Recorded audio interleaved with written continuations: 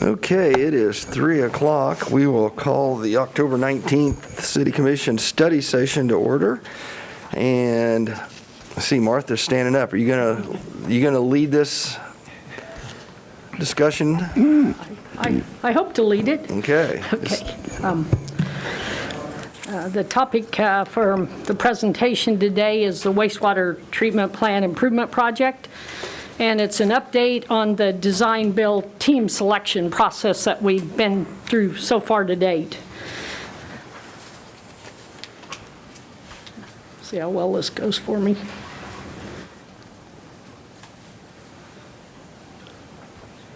That was you? Okay. We're rolling now? Okay, thank you. In my presentation, I'll provide you some information on the wastewater treatment plant background, a little bit about the existing wastewater treatment plant, a feasibility study that we completed in 2016, 2017, and talk about our current 2020 NPDES permit, which is National Pollutant Discharge Elimination System Permit. From here on, we're going to call it wastewater discharge permit because that's much easier to say.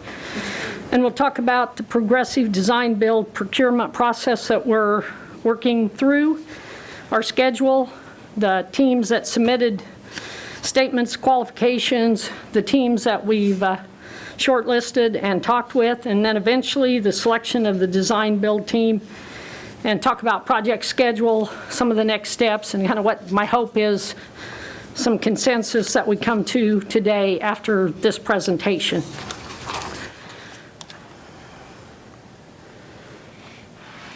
I'm still not working, Jacob. See if am I going better? Maybe now I got it. Thank you. Maybe I didn't put it in there, shove it in there far enough, but I think it's working. The original wastewater treatment plant was first constructed in 1926, and to date, we still have one structure that's in service from 1926. At that time, there's a pump station that's located down on the end of Ash Street on the west side of the Smoky Hill River, and that pump station was also installed in 1926 and pumped the wastewater out to the treatment plant. Prior to that, you can guess where the wastewater went, into the river channel. So lots of improvements since then.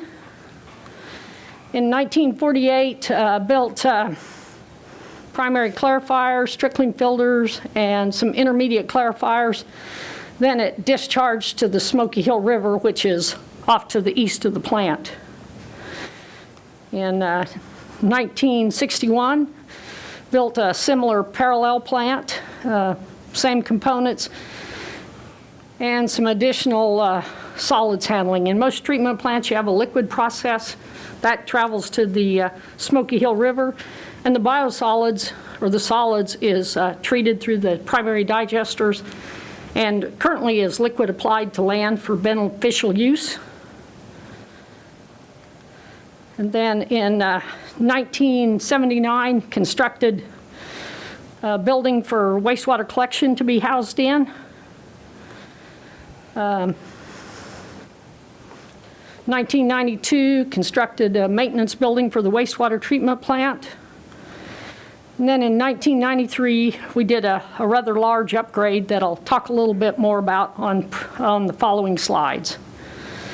And 1994, a belt filter press building, which actually takes the liquid and out of the biosolids, turns it into a cake, and then we can haul a more drier product to the farmland as opposed to a lot of liquid.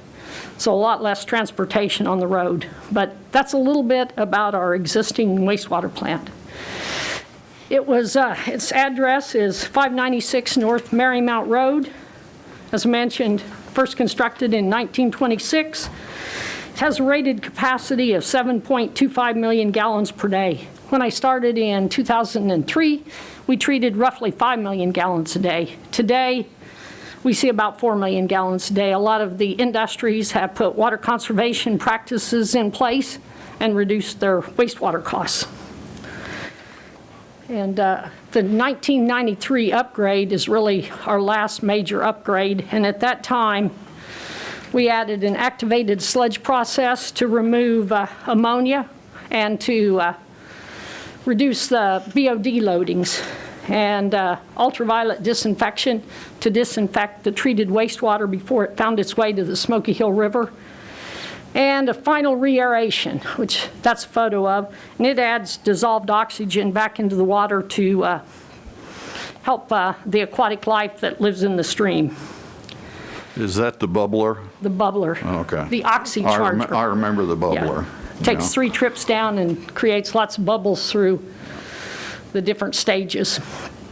And go back and we'll talk about our NPDES permits a little bit, or wastewater discharge permits. In 2005, we received a permit that had a schedule of compliance that we were to complete a study to assess what it might cost to remove ammonia to 8 milligrams per liter and phosphorus to 1.5 milligrams per liter. And at that time, KDHE was going through a process to try to find out what's it really going to cost Kansas to meet nutrient removal. So it was a very high-level study and not very specific and detailed, but it gave them an idea of what facilities would need additional treatment and what it might cost. And then in 2010, we've monitored nitrogen, phosphorus. 2015, they gave us target goals for nitrogen and phosphorus. And also KDHE came out and had an individual come out and take a look at our treatment plant and see if there's something we could do operationally to improve nitrogen and phosphorus removal. We weren't successful. Our plant is just not designed for nitrogen and phosphorus removal. So you might say, why do we need to remove it? Well, if you think about your lawns, if you put nutrients on it, it helps your grass grow. And the same nutrients in the river, a low volume is good. It provides aquatic life. But too much nutrients, what it does is grows algae blooms and really does havoc to the water quality and reduces the dissolved oxygen. And the end result is fish gather those toxins in their skin tissues and their blood, and eventually it can be deadly to them. Probably heard about the dead zones in the ocean, which are caused by the nutrients. This is really a similar situation. And algae blooms are also harmful to humans. If you think of Milford Lake and the issues they've had with the algae blooms, and water treatment plants have a real difficulty treating that. So it does have some human aspects along with the environmental. Trying to get all these buttons straight here. So we did a feasibility study again, started in 2016. And really at this time, we were really taking a hard look at what could we do for nutrient removal. There's a long list total of 9 options. But really what it boils down to is we got 3 potential treatment processes, and they each start with the conventional activated sludge process. And we either add a treatment sequence of anoxic, anaerobic, aerobic to treat it, or we add an integrated fixed film activated sludge where we add fixed or free-floating media to the conventional activated sludge. Allows more growth area for the biomass. Or a membrane reactor, which is really just a combination of membrane process and conventional activated sludge.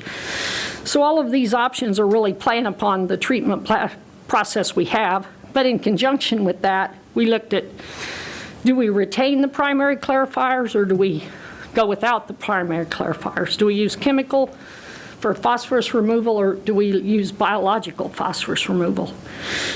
So a lot of different options we looked at the end of our evaluation. And we used a triple bottom line where we look at economic, social, and environmental aspects. Economic's pretty straightforward. Capital cost, O&M, staffing, is it constructible? Can we expand it? Social is how hard is it to permit? What will the public think? And what about safety? Environmental is it reliable? Is it a proven experience with it? At the end, the most cost-efficient and applicable alternative was the conventional 3-stage reactor with primary clarifiers and biological phosphorus removal. That's a process that's our operators are familiar with. It's a conventional process. It's well-established. We've had it for over 30 years. There's plenty of competition among vendors for all of the equipment that's used. Also a part of this facility plan, which I want you to believe was really a healthy document that we spent a lot of time looking at a lot of moments. Really, I came to get a drink, not to show you that. I'm just trying to make it look like a useful trip. These masks seem to dry you out considerably. So the other aspect of that feasibility study is we looked at the equipment. And the equipment's been in there about 30 years.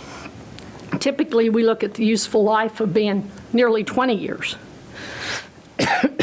So it's exceeded its useful life. We developed a list of equipment replacements that was about $1 million a year. We chose not to start putting those in service for the fact that, well, will we have clarifiers?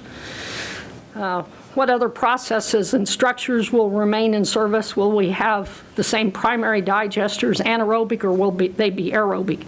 So we held off on those improvements till we get our basis of design report or a little further down the road and have a roadmap for our project. Overall, the estimated cost for the nutrient removals roughly $27 million, and equipment replacements are $5 million. And we plan to fund this through the state revolving loan fund at a low interest loan. So here's kind of the nutrient removal requirements, and they gave us goals and limits. And at the end of the day, what they're really holding to is for total nitrogen is 10 milligrams per liter. And the combination of nitrate and nitrate, which makes up our total nitrogen, 606 pounds a day is the annual average limit, and that is over a 12-month rolling period. And that's based on 7.25 MGD facility. And phosphorus is 1 milligram per liter and 60.6 pounds per day. Another issue is we have more stringent ammonia limits, and really all I want you to gather out of this is I put the 2015 numbers for daily and monthly averages, and then this is our 2020. And what you see there, as the months and temperatures get warmer, the water gets warmer, and what they've determined is the higher ammonia levels in warmer temperatures are more harmful to the aquatic life, so the ammonia limits are driven down during the warmer months. And typically we see, 1 or less for our ammonia numbers, or in the case if we have something that enters our plant and kills off our bugs, and it seems like every 1, 2, 3 years we have something that comes in and affects our plant. So we are either doing a wonderful job or we're out of compliance with a high number, which we recently had in the end of September. And of course, we try to find out if anyone's doing anything different with our pretreatment, and to date, no one recognizes anything that they're doing different, and they may or may not even understand that what they're doing could have some harmful effect on our treatment plant. So, and that was the high ammonia levels that you were just referring to. I yes, think we got something in this. Okay. We did just at the end of September, gotcha, first part of October, and I think it's been a couple of years since the last time it happened. Typically, we travel to Lindsborg, borrow some of their bugs, bring them back, and breathe new life into our bugs and get our process back in order. And that takes, Mark, I'm trying to think about our time frame. Was it about 3 weeks from beginning to end? It varies depending on how upset they are, anywhere from 3 to 6 weeks. Yeah, this time took about 3. So pretty. This is the trickling filter process that we're talking about when you say the bugs died? The activated sludge. The activated sludge. The aeration Okay. basins that are Okay. ammonia removal. So So we that just, would be something that with the new wastewater treatment plant, we'd be looking at.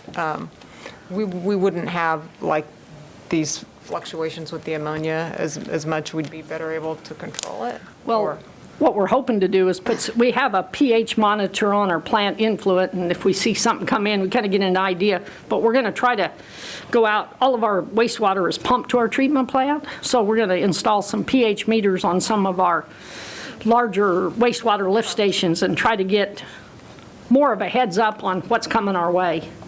And we have some additional primary clarifiers that are not in service that we could offload some of the influent and treat it differently, similar to what we did when Schwann's had their ammonia issue. So we have some options, but in this case right now, we only monitor at the influent of our plant, and by the time it gets there, it's there. It's just got to find its way through a couple of structures, and there we are. So we will make some changes to try to resolve some of that, have a little better monitoring system, and hopefully we'd like to find where it comes from, but we haven't been successful. But our NPDES permit, or discharge permit, has a real specific schedule. I believe you've heard this before. The basis of design report or design memos due to KDHE by April 30th of 2021, and really that'll be a roadmap. That'll tell us what we're going to build, and that's the next time, or one of the times we'll be updating you on the process. We'll have costs with that. We'll have an understanding on the equipment we need to install, so much better concept on where we're headed and how we're going to get there. 60% design plans and specifications for KDHE review and approval by January 29, 2022. We'll begin construction in May of 2022. Construction lasts about 2 years. We'll be at substantial completion in May of 2024, and basically substantial completion means we can use the facility for its intended use. And then ultimate compliance with that permit by December 31st, 2024. So you're seeing that this process takes about 5 years from beginning to end. So it's a lengthy process. So now we'll talk a little bit about the progressive design build process that we're using. In December of 2019, we talked with you all about the delivery method, using the progressive design build method, and utilizing HDR as our owner's representative, which is really, as an owner's representative, they're an extension of our staff. And we executed that agreement with HDR in April of 2020. And you might remember some of our dates shifted about 90 days because of COVID. So we have some of our components we have to advance a little quicker as we move through, but we believe our schedule still works out. Need to flip your screen there in case they're doing that for television, Martha. Oh, I'm sorry. I was got so busy talking and lost my way, so remind me if I forget. Thank you. So better go one more. There you go. So this is the process that we're following for the procurement of the design build team. It's similar to what we did at the South Water Treatment Plant. We had a mandatory pre-submittal meeting at the wastewater treatment plant site. Toured the site, told them what our needs were for the project, gave them a chance to ask questions, and then we requested qualifications. And from that, then we shortlisted the design teams to look at. And this case, we had 2 design teams, which I'll talk a little bit more about, that submitted. So obviously we moved forward with both of those teams. Then the next step was to request proposals. The proposals included a draft contract markup, which we're using the same contract that we utilized out at the South Water Treatment Plant, our base agreement, prior to negotiating any changes with the contractor on that project. So we think that'll really reduce our legal expenses by using the same document. And each of the design build teams were required to mark that up to identify anything they thought needed to be changed for their needs. We had confidential meetings with each of the teams to where they came and could ask us any questions they wanted to about the project. And we'd provide them information, and the goal was that we didn't share their information with others because they was trying to, determine how best to put their proposal together. We also asked that they include some fee and rate proposal information, office overhead, profit, general overhead for the entire project. So we had a little something to compare against them, and then an estimate of what they thought the design fees might be. And then at the end of that process, our goal is to select the design build team to move forward with. So this is just kind of a summary of the dates of those items we just talked about. And currently, we've been through all the processes. These were pretty close coupled due to our 90-day delay. But we did our design build team interviews on September 29th, and our goal now is to be able to walk away from here and have a consensus on which design build team to begin negotiation with. And basically, we're following our purchasing policy, so starting negotiation with them is just that. We have to reach an agreement, or potentially we can move to the other design build team, and that's just basically following our purchasing policy. What was the deadline for having this completed? Are we under some kind of a deadline or something from KDHE, or am I misremembering? No, that? that's the schedule of compliance, and that's that 5-year time period for our permit. They want us to be up and in compliance with that permit, doing nitrogen and phosphorus removal. Gotcha, by the end of 2024. End of 2024. That's really the kind of the end of the road for this process, and it's also the end of our 5-year permit, so we'll get a new permit at that time. So we had 2 teams that submitted their statement of qualifications. One was Black & Veatch in association with Wellers & Morgan, and the other was Burns & McDonald with CAS Constructors. Both of those teams we shortlisted and moved forward with the selection process. As our policy calls for, we developed an evaluation form that we used for each team. Kind of identified the highlights there. We looked at their experience and capabilities. That had 15 points. We looked at their key personnel, 15% or points, and then just really looked at the proposal and the interview and active projects that the team members are working on, looked at the project approach, and we're looking at their statement of qualifications, their proposal, and the interview. We're taking all of these different meetings that we had with them and really looking at how well do they collaborate with each other? How well did they communicate with us? How did they work as a team? And then we looked at their project insight. How much work did they do looking at the information we gave them? We gave them plans for upgrade in 1993. NPDS permit or capital improvement programs, and a large volume of information. How well did they look at that, and what did they bring it out of that to the meetings? Then we also looked at what's their execution plan. How do they plan to get this done? And these are kind of an example of what their statement of qualifications and their proposal looks like. So you can see it was a fairly detailed document that they sent back to us.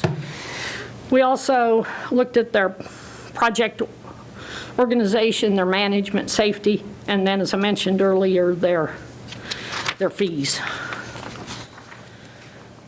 Our selection team was Pat Young with HDR.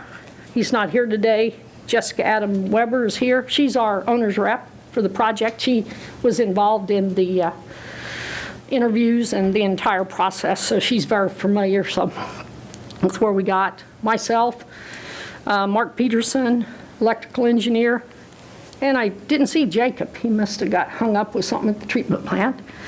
And then have Kevin Urban. He sat in on the process. His first day with us as an engineering tech 3 was September 28th, and these interviews were September 29th. So we threw him in the fire immediately after he came to work, and I think he found it to be an interesting process for a day. We let him vote, but we didn't count it. But he knew that in advance. But he had an opportunity to speak his mind and what he thought of the interview process. So anyhow. So now we're down, you probably noticed when I submitted the information to you as the city commission, it didn't have the answer of who we were selecting. I didn't want to make that publicly knowledgeable to the design build teams. I wanted to be able to talk to you first and be able to go through what we see as our recommendation and then get any thoughts or ideas you have from there to move forward with. So I tried to summarize all of the different components that we looked at. So our recommendation is Black & Veatch in association with Walters & Morgan.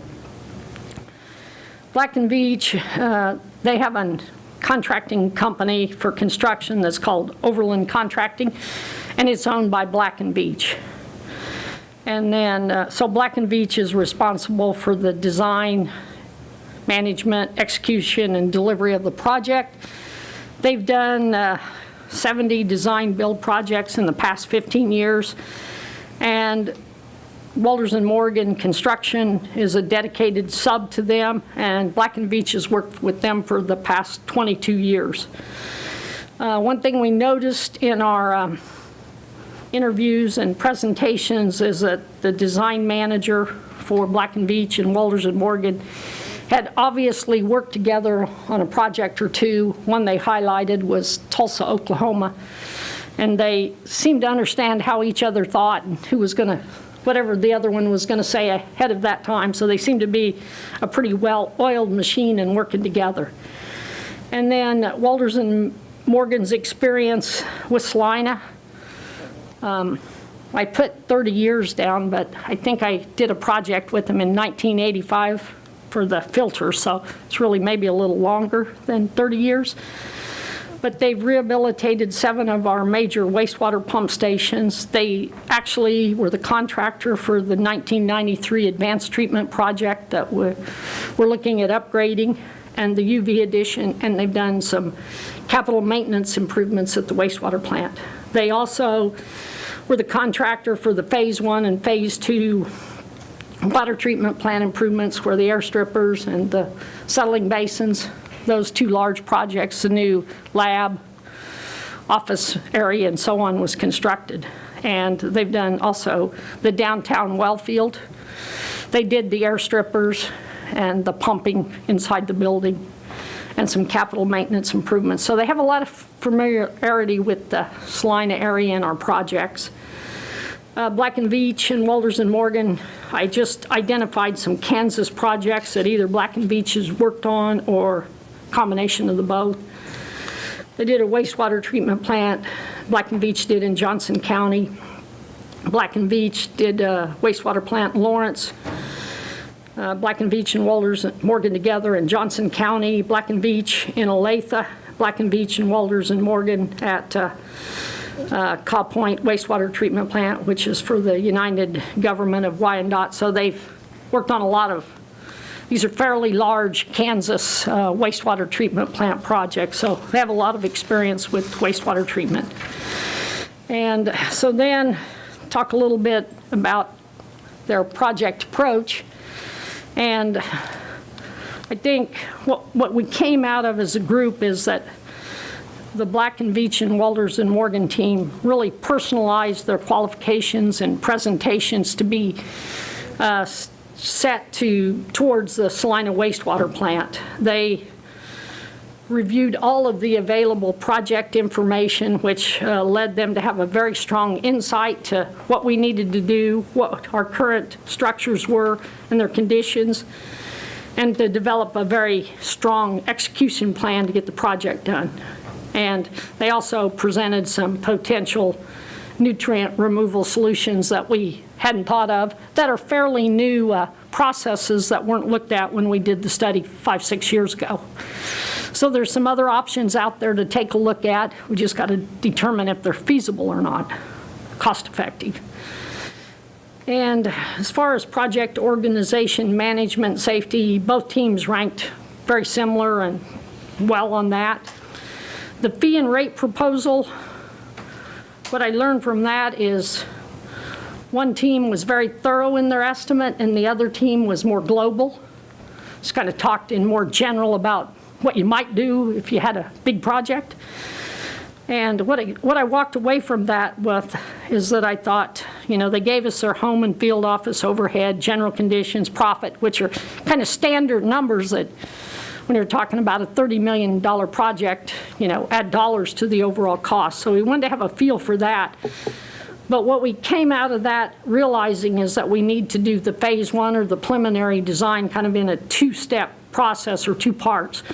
To get part one, which is the basis of design report, get that put together, get that reviewed by KDHE, and have our roadmap totally identified so that we know exactly what we need to finish the design on and complete for the next round with KDHE. So we're not trying to guess what we might build. We know exactly what it is and can base our fee on that. So it would be a two-step process. Second part would we develop the final design and come to a guaranteed maximum price that we would utilize in phase two for continuing with the detailed design and construction. And again, this is really the process that we followed out at the South Water Treatment Plant. This is probably a little bit of a rehashing the same story, but basically the project design phase, we'll get the BODR, Basis of Design Report, to KDHE in April of 2021, 60% plans and specifications by January 29th, 2022, and our 90% document developed and the guaranteed maximum price in April of 2022.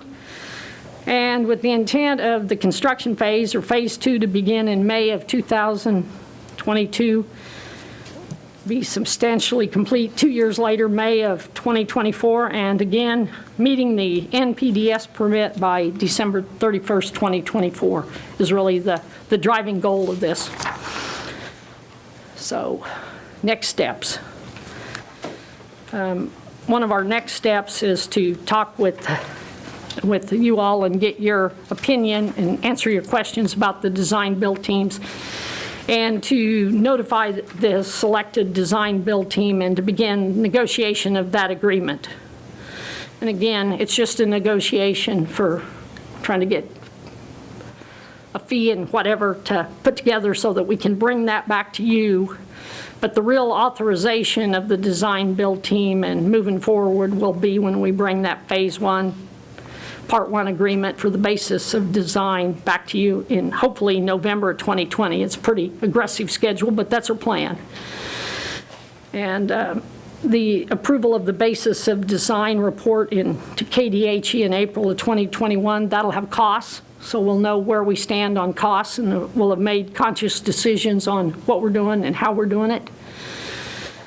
Authorize phase one, part two in May of 2021, and again, phase two for construction in April of 2022. So it's kind of the same story over and over again as far as schedule, with the goal of December 31st, 2024. So fortunately, that gets you to the end of me talking, and it's time now to kind of talk with you about any questions or comments you might have. Try to get a feel or a consensus from you on our recommendation for the design build team, and to our ultimate goal would get authorization to be able to go ahead and start negotiating that phase one, part one agreement to move forward. Obviously, until that's approved, we're still working on that selected team. So at this time, I'd be glad to answer any questions, and Jessica, Mark, Kevin, we'll let you even answer questions too, because you were involved at this time. So. Okay, I'm hoping somebody up here knows more about wastewater treatment plants than I do to start asking questions, because. Well, I couldn't begin to challenge the technical aspect, other than it sounds good. My question really just at the contracting. There's a representative from HDR on the team. Yes. Does that cause any issues when you go to bidding out parts of this? No, because HDR acts as our owner's rep. They are just an extension of our staff. So they're solely in that capacity only. in that When you say they're on a capacity team, only. they're on our team. They're not on, Yeah, one they're of our the team and- submitters' teams. Yeah, an extension of our staff, and by agreeing, and Jessica could probably add to this, by agreeing to be our owner's rep, then they're unable to compete as a design-build team for the project. Probably the I question think I that's wanted- where you yeah. were headed with your question. That's why they weren't competing as a design-build team. Jessica, do you want to add something? No, you covered it. Okay. Well, is there anything that KDHE has hinted, or just from reading industry literature, that might reasonably be on the horizon 15 years from now that this plant needs to be able to accommodate? Well, I'd like to say they haven't made that greatly noticed, No. but you might notice we started ammonia removal in the early 90s, and we're just now getting new limits or reduced limits in 2020, so that process took 30 years. We talked about nitrogen removal in 2005, 2007, and here we are, 2020, 24, when they're expecting us to meet that. So their timeframes are longer. There is a couple things. Do you want to cover those? Well, Or I was just going to bring up the fact that Could you please step to the microphone? That way Yeah, people yeah. at the public can So hear. KDHE does have a planning horizon to bring plants to ENR, which is enhanced nutrient removal, but that's 15, 20 years out, so a lot of plants are planning for that inevitability. That would typically drive down your TN to about 5 milligrams per liter and your phosphorus to about 0.5 milligrams per liter. The treatment considerations that the design build teams brought to us, they all can be enhanced to be able to treat that. Your first big step is getting to BNR, and so future improvements would be able to meet those future KDHE regulations. But that is going to be a part of our considerations with the design build team. Thank you. And correct me if I'm wrong, but KDHE's been very good about incorporating it into the permit process and kind of telegraphing their punch. They've not sprung a requirement on us with a short Yeah. horizon. It's all part of the permitting process. Yeah, they will communicate all of that way up front. They typically, like Martha said, they'll give you about a 15-year planning horizon, if not. So Right, they'll 'cause let these you are- know that it's coming, and then they'll set goals, which are not limits, and then they make sure that you have a plan for compliance, just like you do right now. so basically with nutrient removal, they started that back in our 2005 permit or 2007. So 15, 20 years is kind of the standard to give you an advance. And I think we have, from what we've talked about, we have a plan for phosphorus removal, the nitrogen. They're all just enhancements to the process that we put in place. And obviously, we'll be leaving a space for those when they do come. So you can see the nitrogen and phosphorus numbers changed a little bit over time. Now they're more focused on phosphorus than they are nitrogen.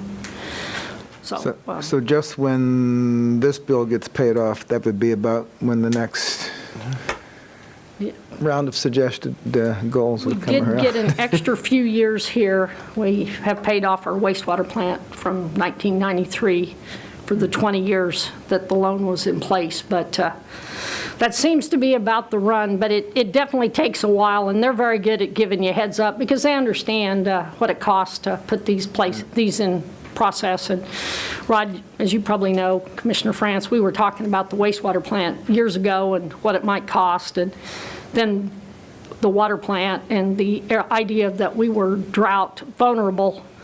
KDHE gave us a little leeway, thought we should be worried more about drought than we were about our wastewater plant and meeting these permit limits, and kind of flip-flopped on us. So do the water plant first, do the wastewater plant second, so.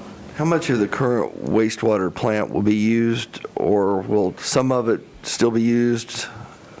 Some of it most definitely will still be used. The structures, I think, most that'll go out of service, assuming we stay with the primary clarifiers in service, and that could change as we go through and look at these new processes.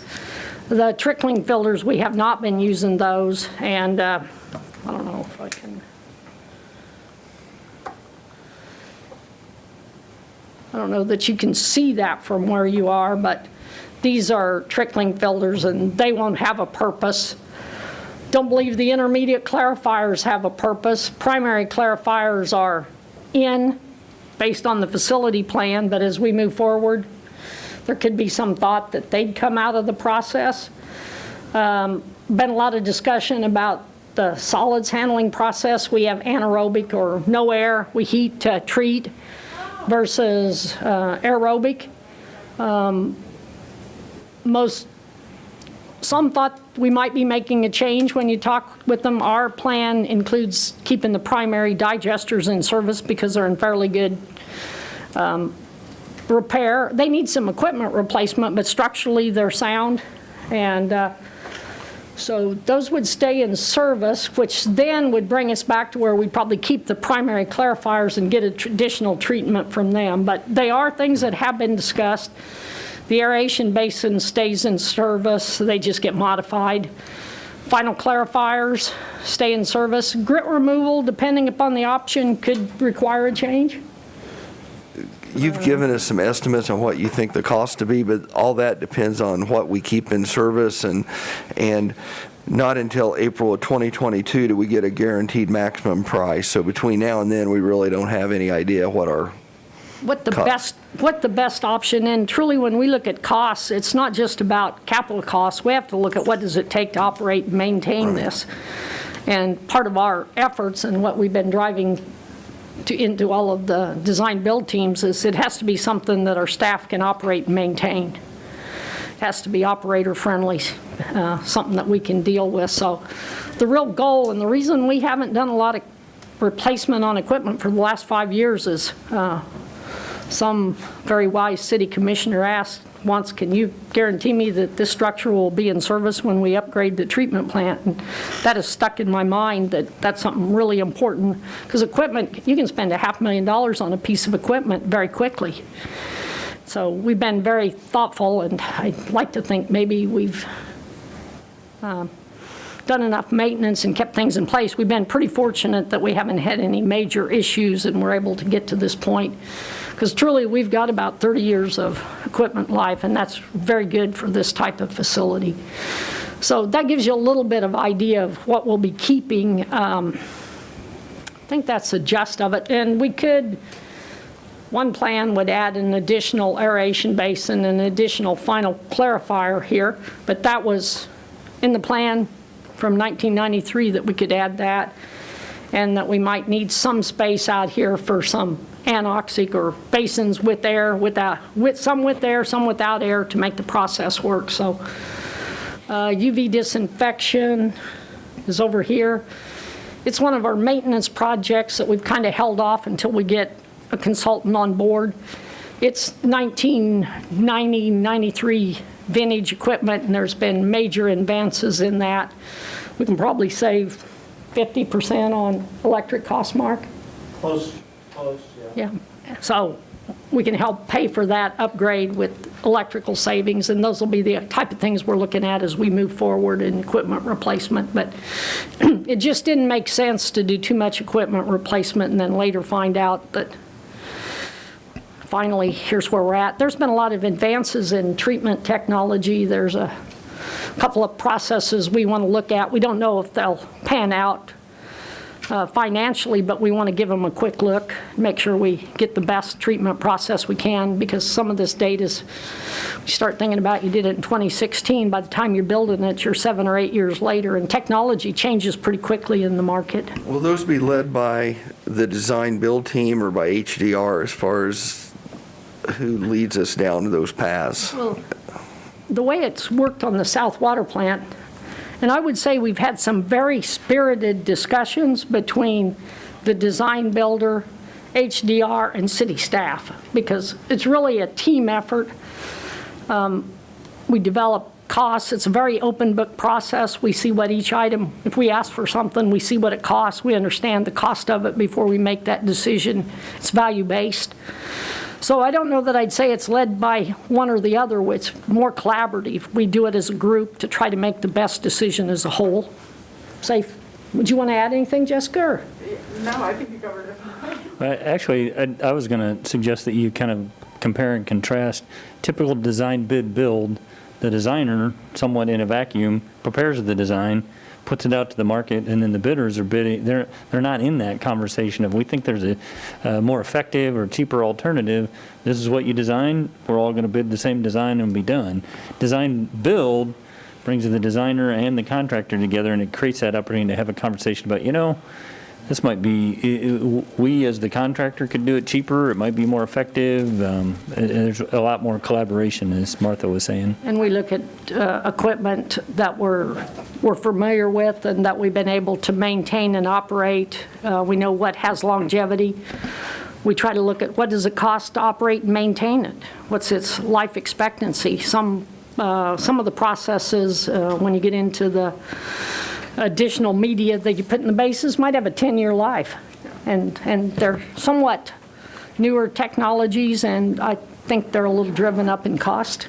So I like to think of, like Martha Go ahead and said. step up here. I'm sorry, I do Jennifer. have a bad habit of that. I talk really loud, so I assume everyone can hear. But I think Martha's depiction of what HDR serves as is an extension of staff. So I like to think of it as we have, architectural, mechanical, electrical, civil engineers, but also process engineers.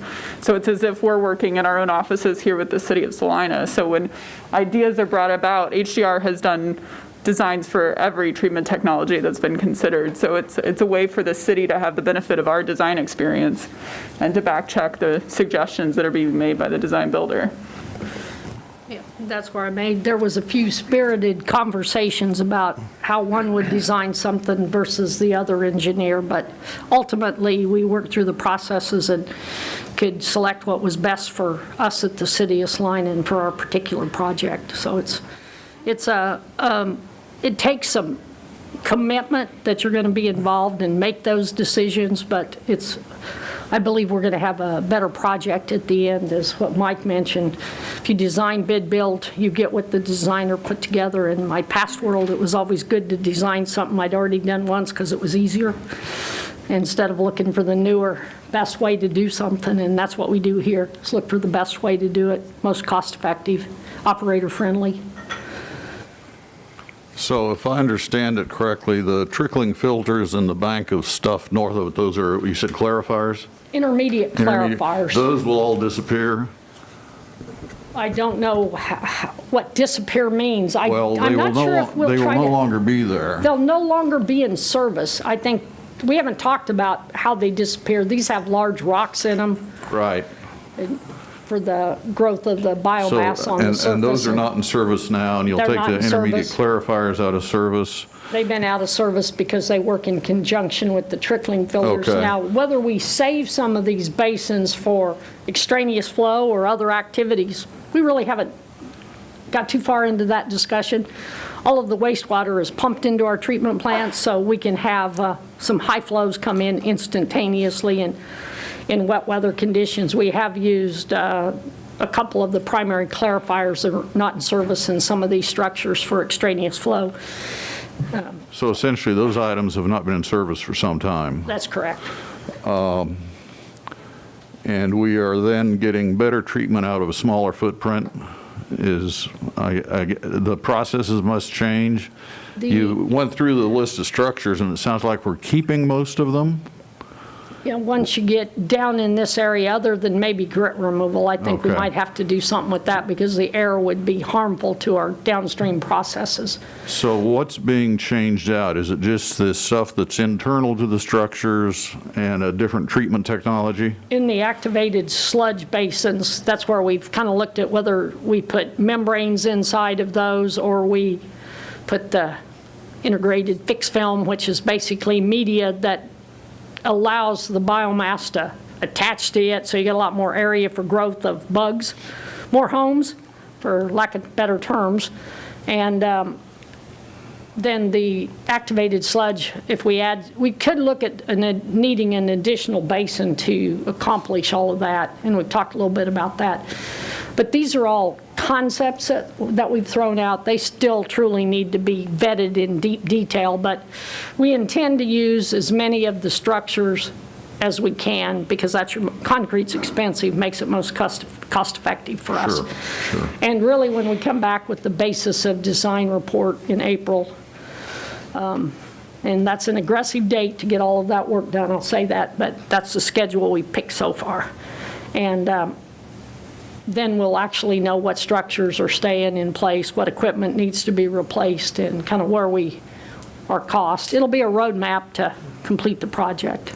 Is there a concern about being able to continue to process during all of this? So I always look at, it seems to me like you're trying to keep things in Well- service while upgrading them. So I guess that's your problem, it's not what we mine. But do. it just sounds confusing to me that how you And- are able to. And when we look at plants, I told you one of the comments was, how does it expand? How's it phased? Here, we're divided into 3 structures, 3 activated sludge basins. And usually you can take one down, work in the other 2. So it's a phasing process. And when we built this in the 90s, that was part of the concept. How do you make upgrades to this 20 years from now or 30 years from now? So those are all things that we keep in mind when we design a facility. How do we phase in enhanced nutrient removal down the road? These are what makes the project fun, is to think through that and Mark's laughing, but really it is. It's the fun part because it requires you to really think ahead. And, Some people think it's more fun than others, so listen to Mark. well, you have to have a plan A, a plan B, and maybe a plan C, but, just a way to make sure that you get things done. The water treatment plant was really more challenging than when we did the wastewater plant, because something about everyone waking up with no water in the morning seems pretty dangerous. Here, we can get it out to the wastewater plant. Everybody will think it left their house. Our problem will be treating it before it makes it to the river, but water is really the one that people expect when they turn the faucet. But I think we can work through the phasing. We left it in pretty good shape, I think, in the 90s to where we could might add, just because we got 5 minutes for history, that this project, I worked on the design of it and was on site for 5 years while it was constructed. So I think I've seen this project from the inside out. Mark's did all the electrical design, so we have a lot of background on the treatment plant. And then when we look at Walters and Morgan, 3 of their staff that'll be working on the project were out there on site when we built that facility. So we have a lot of knowledge of what we did back then and how we made it work. So I think I have confidence we can figure it out, especially with additional, between the design build team and the owners rep in the city. We've got a lot of expertise to work through those areas. So do you need direction from us, I guess? Well, to see if you're in concurrence with us to move forward with Black and Veatch and in association with Walters and Morgan. And again, this is just first step to go negotiate with them, try to get that part 1 put together as an agreement to bring back to you. And then once we accomplish that and you agree to that, then we really have a design build team and a project. But we have to get that part 1 put together. That's our first step. All sounds logical to me. I agree. Okay. Yep. So let the fun begin? Yep. Fun Okay. begin. Thank you. Okay. Okay, with that, we have about 5 minutes before the commission meeting, so thank you, everyone, for being here. And Kevin, I'm curious to see when your vote starts counting, if you'll let us know when you...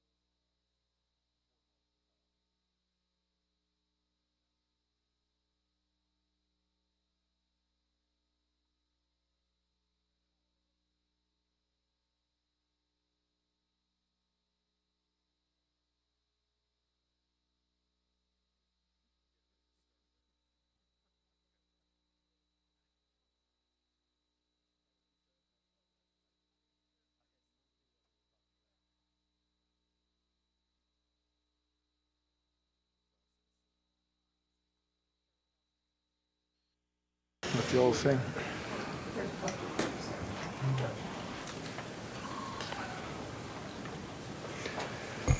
Okay, it is 4 o'clock. We will call the October 19th Salina City Commission meeting to order. I will ask staff for confirmation that the Kansas Open Meeting Act required notice has been properly provided. Yes. Thank you. With that, we will have roll call. Mayor Hoppick, Here. Commissioner Davis, Here. Commissioner Franz, Here. Commissioner Hodges. Here. Commissioner Ryan. Would those who are able please stand for the Pledge of Allegiance and a moment of silence. I pledge allegiance to the flag of the United States of America and to the republic for which it stands, one nation, under God, indivisible, with liberty and justice for all.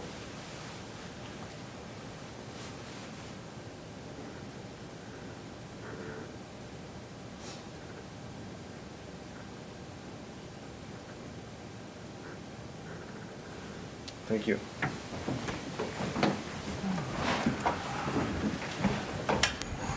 Okay, we will move we have no awards and proclamations.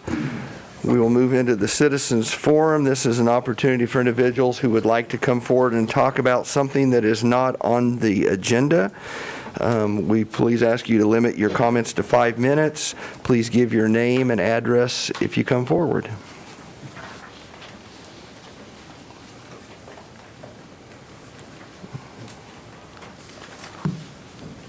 Commissioners, I don't. Name, please. Dalton, Salina.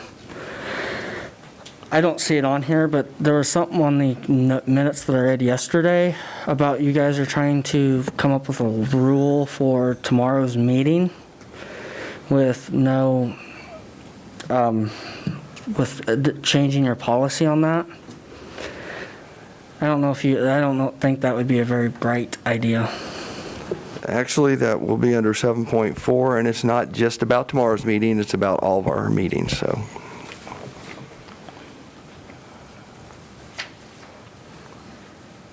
Okay, any other comments? Okay, with that, we will move into public hearings. Item 5.1, conduct a public meeting as a requirement of the Kansas Water Pollution Control Revolving Loan Fund project for improvements to the wastewater treatment plant. Okay, according to requirements, this will be a public forum, so I will call that the public forum to order. And Martha, you. Thank Turn it over to you. Thank you, Mayor and Commissioners. Martha Tasker, Director of Utilities. And I do have some handouts if anyone in the public would like a copy. And would also like to get anyone in attendance from the public that's interested in the public meeting to put their name and address down. This is a requirement of the loan for the wastewater treatment plant project. Would anyone like a copy of the presentation?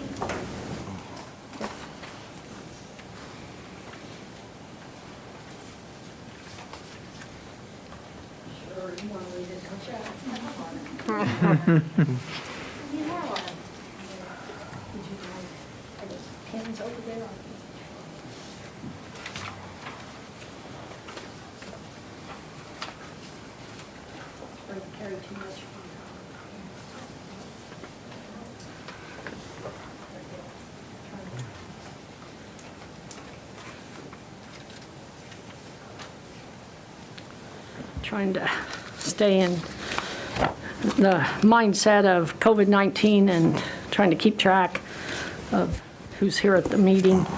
The city has made a preliminary application to the Kansas Department of Health and Environment for a loan through the Kansas Water Pollution Control Revolving Loan Fund for the improvements at the wastewater treatment plant that we just spoke of in study session. And per Kansas administrative regulations and public participation, each loan recipient is required to conduct a public meeting during the preparation of the wastewater treatment plant feasibility study to talk about alternatives evaluated.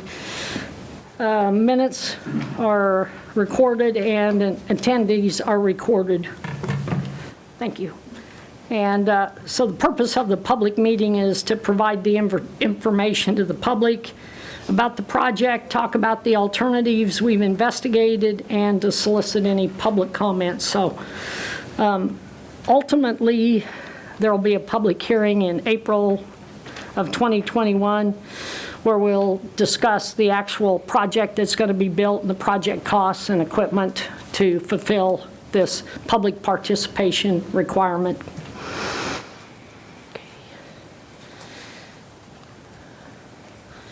In my presentation today, talk about the existing wastewater treatment plant and the feasibility study, what its objective was.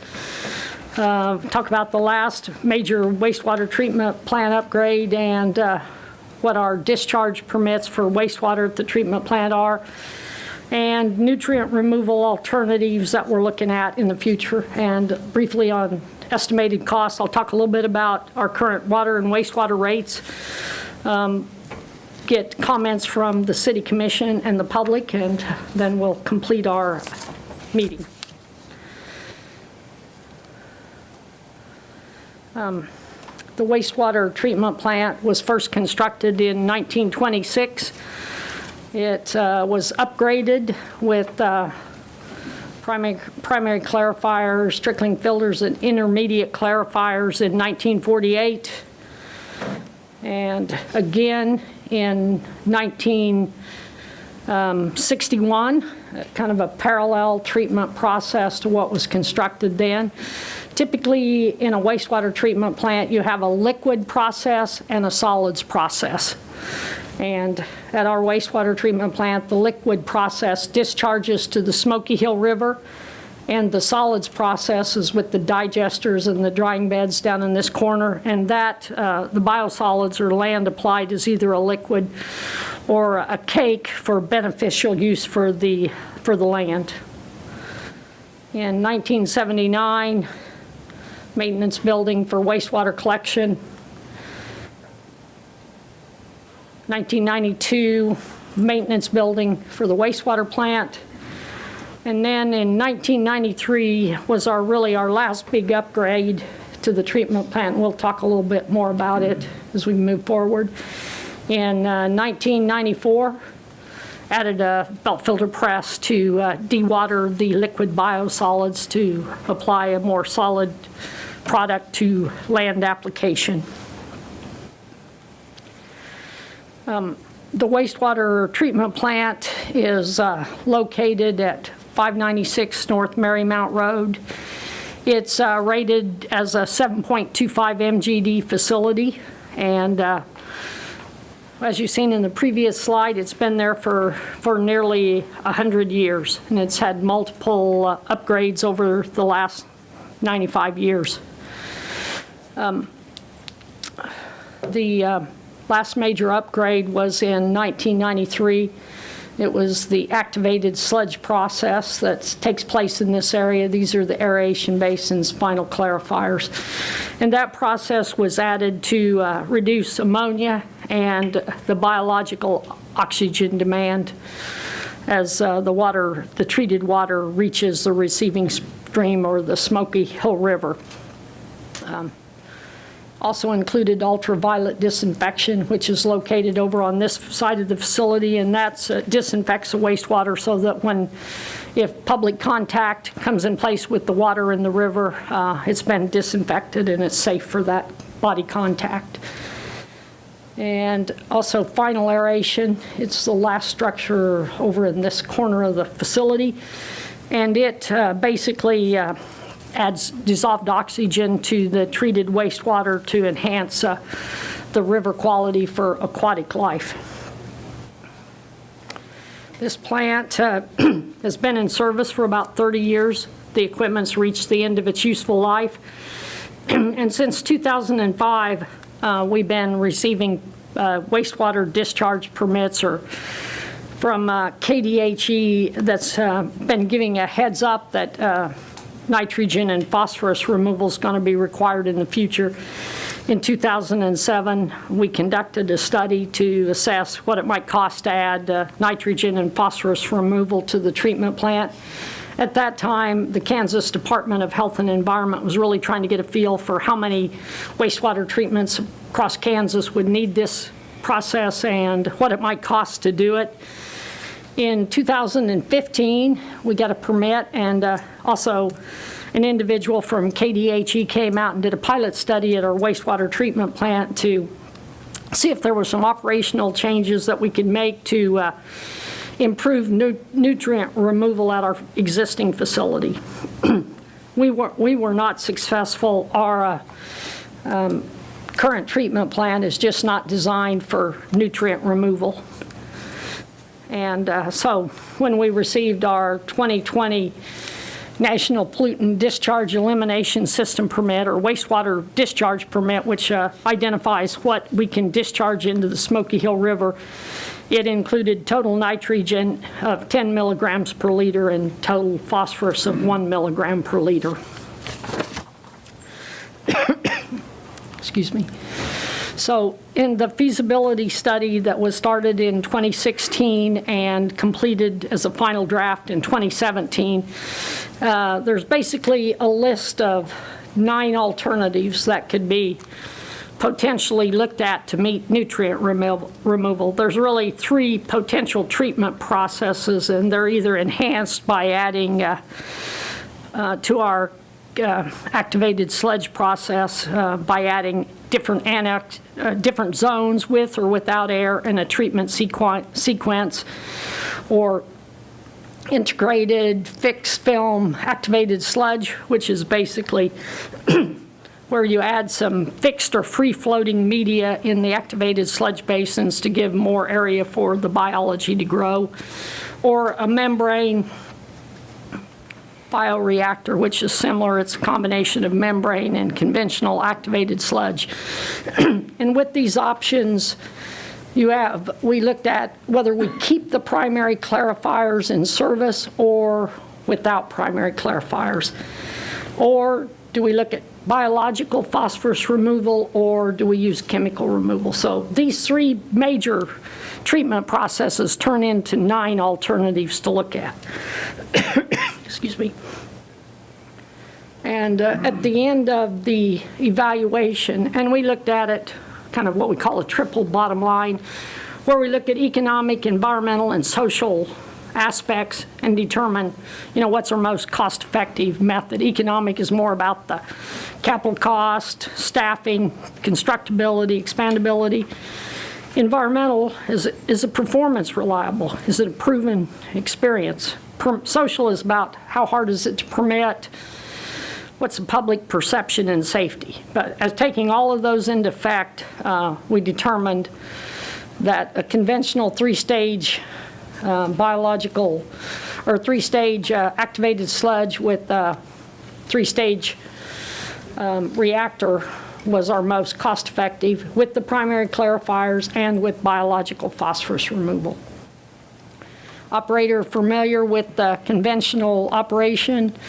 It's a well-established process. We've had a similar process for 30 years, and there's a lot of competition in completed for providing the materials. The overall cost of the project for nutrient removal in 2016 dollars was $27 million. And it's the conventional 3-stage reactor with primary clarifiers and biological phosphorus removal.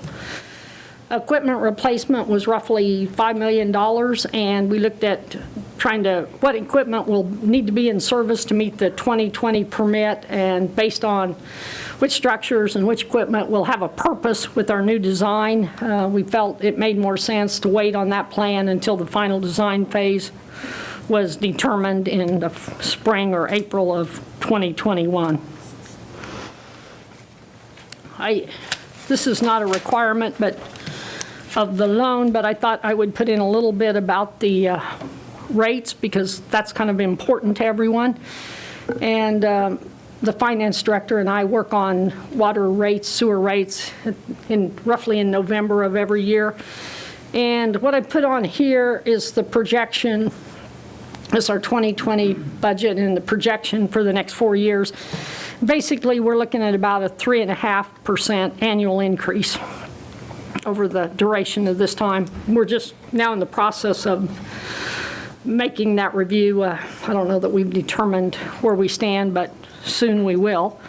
But based on this information, a combined water and wastewater bill, if you use about 2,000 gallons a month, which is a very conservative person, the combined bill in 2020 is roughly $36.93, and in 2024, 5 years later, it would be $42.38 based on this 3.5%. If you are a user that uses 8,000 gallons of water, 6,000 gallons of wastewater, it's roughly $92.40 to $106, or a $13.63 increase over 5 years. So those are the rates that you've seen last November and just carried over into here.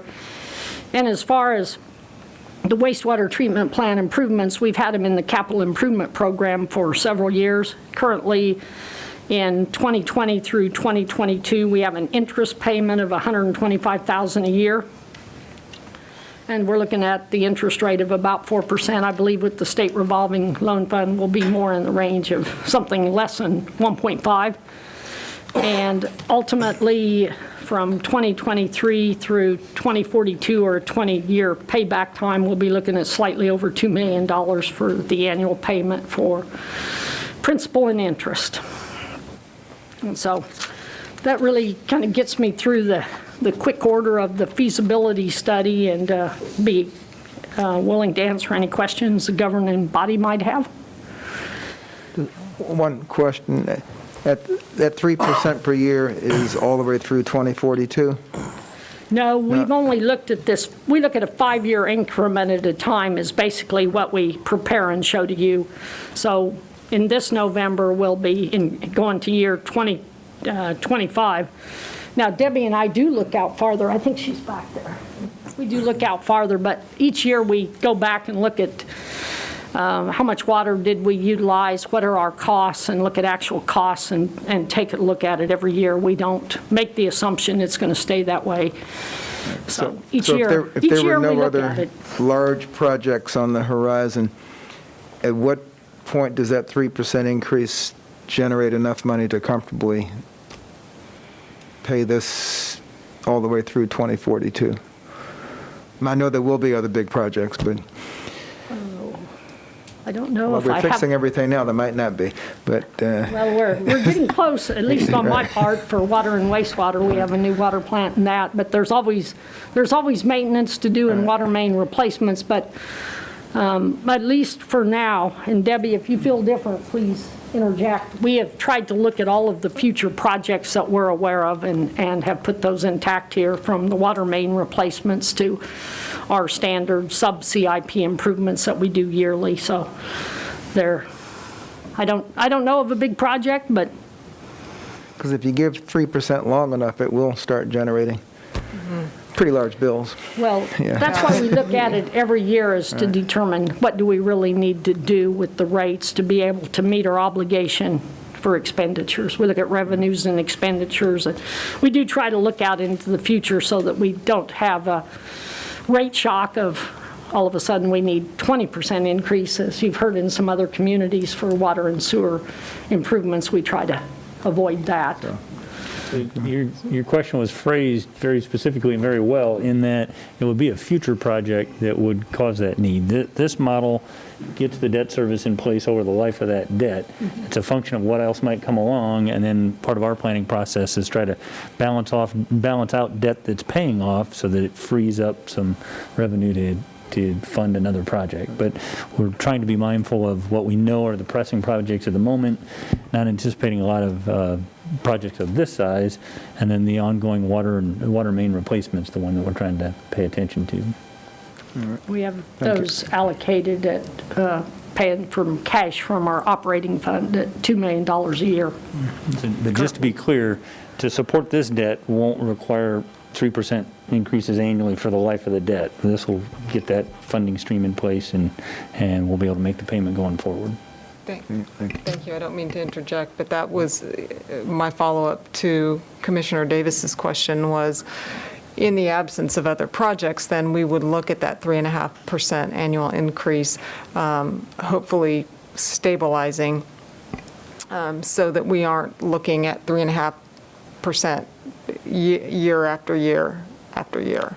Correct. Every year we look at our revenues and our costs and Right, develop and- what we need. So right. that's our goal, is to not have an increase unless it's warranted by the project costs or cost of living, whatever. But we try to be mindful of that every year. Utilities, materials, supplies are things that aren't necessarily a new project, but we have to factor that in as well. Any cost increases we might see there. Chemicals are a big cost in our operation at our water plant. And so we're kind of at the mercy of fuel, products, piping varies with piping costs, concrete costs, all vary based on whatever's happening in the rest of the industry, from hurricanes to tornadoes to you name it, and all of those things seem to have a little bearing on us. So, but we try to be mindful each year and take a look, but I just wanted to give you what we've kind of forecasted for the next few years to kind of cover that base, so it's, I know you've seen it before, it's just wanted to bring it back and show you one more time in association with this project. Appreciate it. And just one last follow-up. You had indicated KDHE was the one that ranked these projects in terms of necessity of completion. They wanted to see the South Wellfield plant dealt with prior to our wastewater treatment plant. Basically, for us, and the size of our community and the size of our staff, it would be incredibly costly to try to deal with those two projects at the same time and to manage them. So in discussions with them, they felt our drought condition, and of course 2006, 2007, 2012 were all times when drought was pretty significant in our community for as far as surface water. So that was a point, and they've been involved with all of the studies and the evaluations that have been done over the past several decades about water supply. So it was a balancing act of looking at all of the rates and how this all fits together and trying to put it together in a plan that's affordable for our community. Any other questions from the commission? Are there any comments from the public?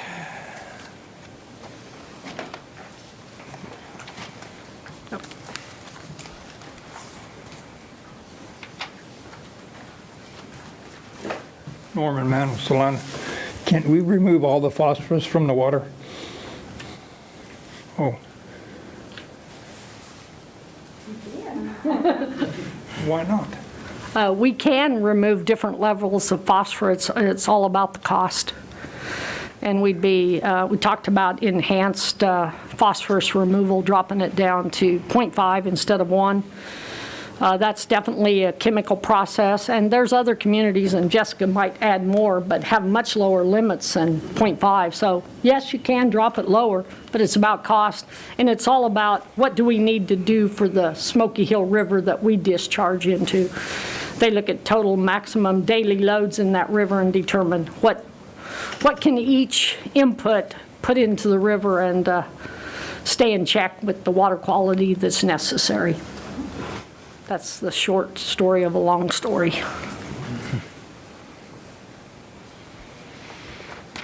Dalton McDowell, Salina. Would this project here cause our taxes to increase again?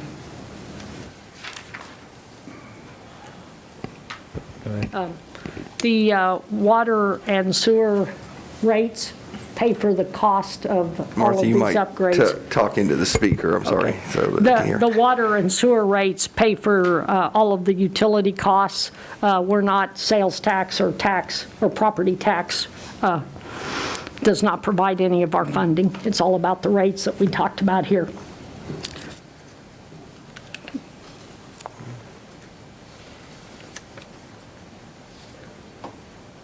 Okay, any other public comments? Okay. Okay, with that, I will close the public forum. Thank you. Any further? I think that Business on concludes that? what we need to do on KDHE's behalf today. Thank you. Okay, thank you, everyone. With that, we will move into the consent agenda. Item 6.1, approve the minutes of October 12th, 2020. Okay, do we have any additions or deletions? If not, I would accept a motion to approve. So moved. Second. We have a motion and a second to approve consent agenda 6.1. All in favor? Aye. Opposed? Passes 5-0. That moves us into administration.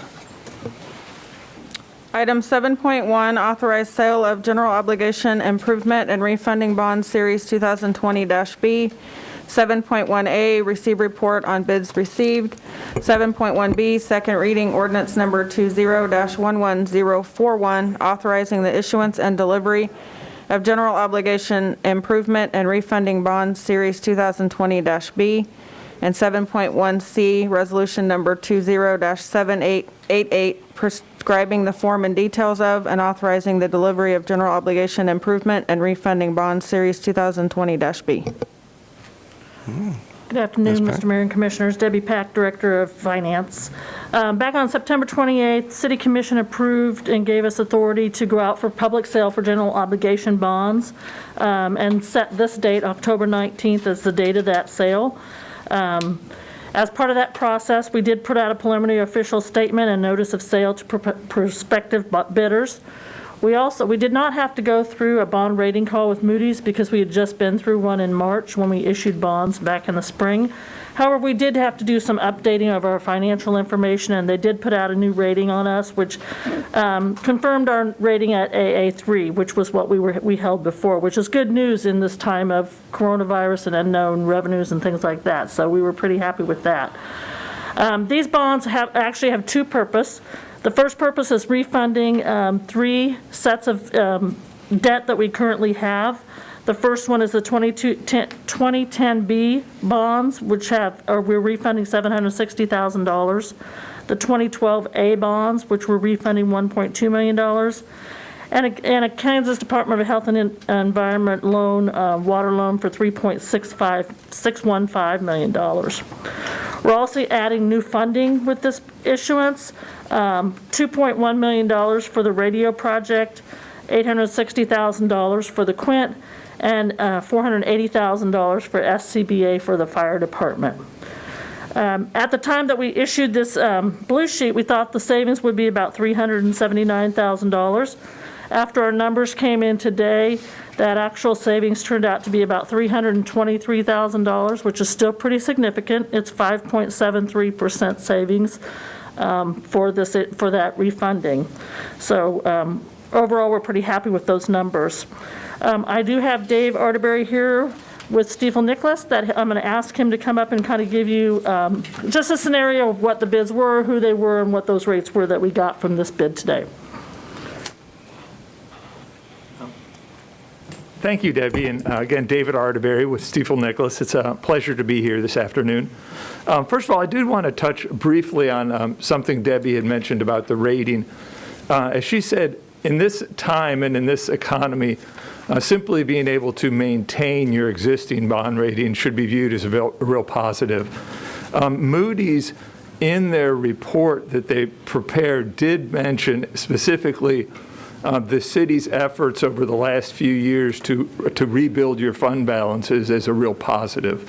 So just please keep that in mind going forward in future budgets, that those fund balances are something that the rating agencies really do focus quite a bit on. As far as the results of the sale today, we ended up taking bids up until noon. Broadly, the municipal bond market is, we're not quite at historic lows in terms of interest rates. We probably hit that sometime back in the early to mid part of September, but we're not too far from the lows. We're probably up about a tenth or 0.15% above those lows that we reached back in September. We ended up today, when we took bids, I ended up getting 2 bids. Typically, we would like to probably see something more in the range of 4 to 5 bids, but what's happening in the market is there's a tremendous supply of bonds right now going into the market as issuers try to sell their bonds in advance of the election. I think there's some concern about turmoil in the market and potential volatility. So that's causing a little bit fewer bidders than historically we've seen. Last week, as an example, Johnson County sold bonds for their Public Building Commission, and they also received 2 bids on their sales. The bids that we got was, one was from R.W. Baird and Company, and they had a group in their that submitted their bid that consisted of not only them, but United Missouri Bank and Commerce Bank and Country Club Bank, some real big purchasers of municipal bonds in this region. They bid an interest rate of 1.57823%. The other bid was submitted by Huntington Securities at a rate of 1.776147%. We reviewed the bids. The bid submitted by Baird, which was the lower interest rate, was mathematically correct, and it met all the bidding parameters. After we receive their bid, typically what we do is we resize the bond issue based on their bid. And after we did that, the principal amount of the issue went from $9.06 million down to $8,450,000. That's just a function of how they prepared and submitted their bid. We're able to reduce the size of the issue. And as Debbie mentioned, the total savings was approximately $323,000. The old debt that was refinanced had an average rate on it of about 2.694%. And when it was refinanced, the new rate is on the refinanced debt is about 1.44%. Honestly, if you ever asked me in the past if I thought we would be refinancing debt that carried an interest rate of 2.69%, I probably would have said I would never think it would happen. But obviously it can in this rate environment, and it did. So obviously welcome any questions you might have or anything related to the sale or the market. Questions?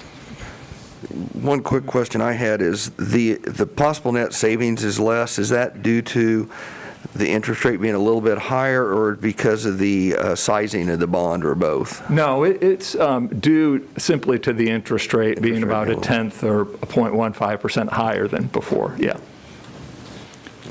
Not complaining about 1.578, whatever. No, That's, I mean, it's hard to believe it could be much less. Yeah. So, yeah. So the change in the value of the bonds from 9.06 to 8.45 million, did that happen on the refunding side or on the new money side? It was a combination of both. Okay. Both pieces. The premium they bid on the bond issue was about $600,000, and that was a mix from all the different purposes. Yeah. Any other questions? Any public comment? Okay. Thank you, Dave.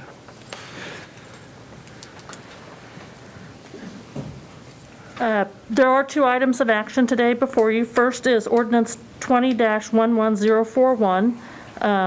There's 4 options that we bring before you to approve ordinance 20-11041 on second reading, authorizing the issuance and delivery of not to exceed $9,060,000 principal amount of general obligation improvement and refunding bond series 2020B.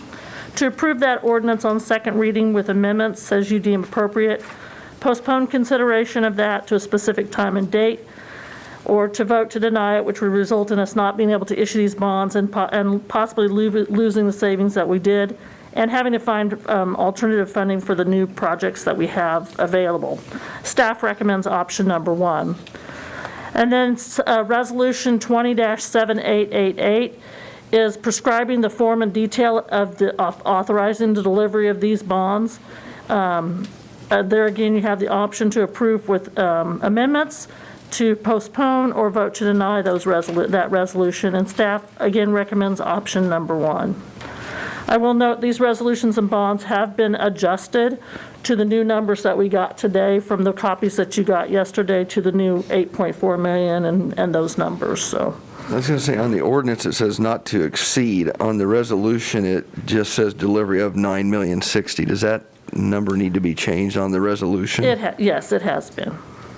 I have new copies today that, we didn't know what the number was. We were starting with 9,060,000. But when we make our motion, do we need to use the new number Yes. on the resolution?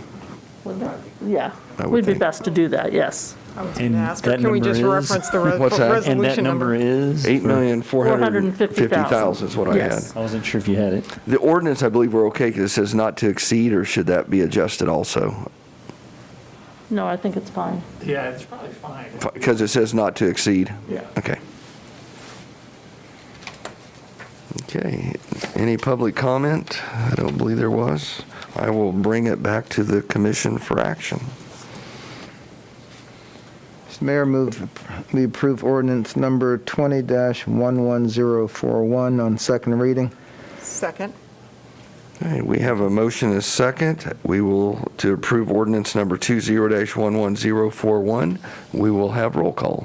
Commissioner Davis? Aye. Commissioner Franz? Aye. Commissioner Hodges? Aye. Commissioner Ryan? Aye. Mayor Hoppick? Aye. Ordinance number 20-11041 passes 5-0.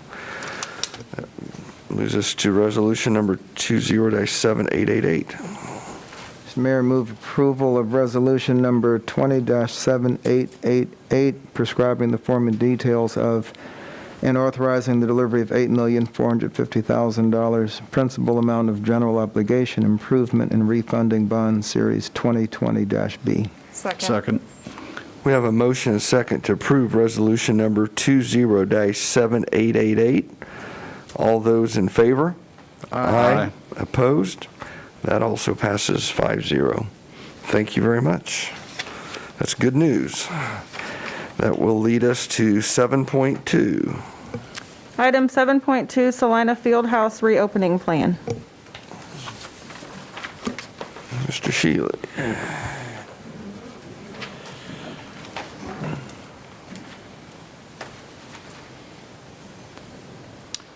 Good afternoon, Commissioners. Travis Shaley from the Salina Parks and Recreation Superintendent. I'm here today to propose a modified opening approach for the Salina Fieldhouse. Before I do, just wanted to recap a few things, take you back in time a little bit, and then to our current status. Back in March of 2020, you guys were faced with some difficult decisions, and that were to discontinue part-time staff and recreation programming. With the closing of the Salina Fieldhouse, we did have an exception there with tournaments of 30 plus. And then, if you recall, during the summer of 2020, we did have a modified version of our youth baseball and softball league, and that was conducted by a volunteer group called IFA. And then we did have some tournaments that occurred in June and July as well. Then we moved on to August 3rd. You guys voted to allow recreation staff to program outdoor soccer, and that was with part-time staff and being reimbursed by the MidCats' United Soccer Initiative. And at that time, you voted to delay the indoor futsal for future discussion.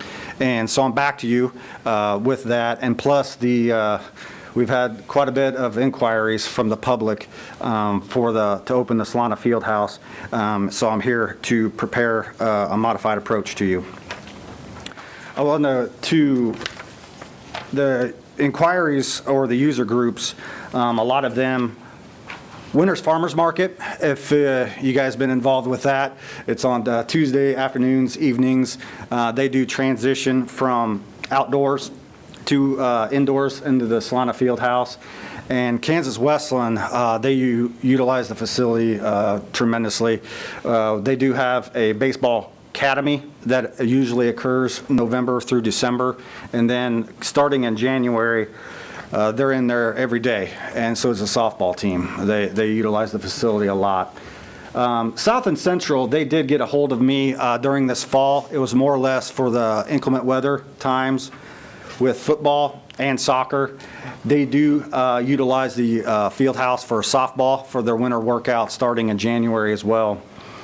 Sharp Performance has contacted us, and they utilize the facility anywhere from a tunnel for pitching lessons to batting lessons to reserving the whole facility for their combine. They do have a big combine that occurs in the spring, and we do have a proposed one for unsigned seniors this late winter, I believe it is, as well.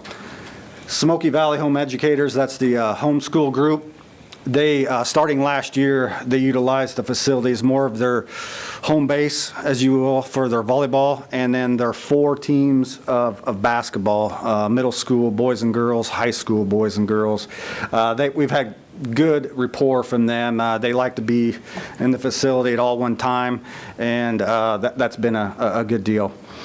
Kansas State Youth Soccer Association, they have a program called ODP. It's a development for soccer players that occurs on Friday evenings. They've contacted us. And then the Salina Liberty, they've contacted as well, Coach Flax. Their usage is more in that late February time, and then going into the summer. When the Tony's Pizza Event Center is not available, they utilize the field house for their practices. All the tournament directors, and I'll get to those here soon, they've all contacted us to see what the status is of the field house.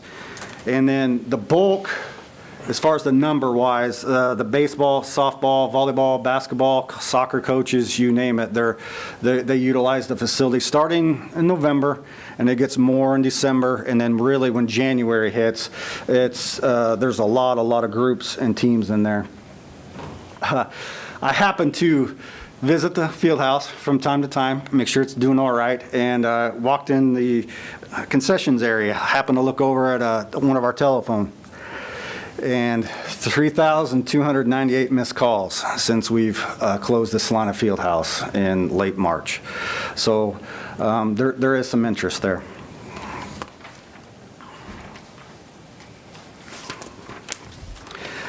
Modified approach includes 3 things.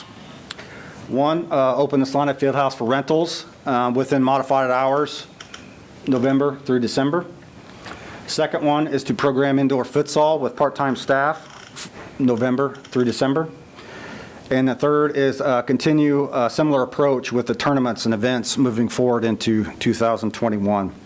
I did want to mention that all 3 of these, we did have prepared COVID requirements and guidelines that I had in your packet for you.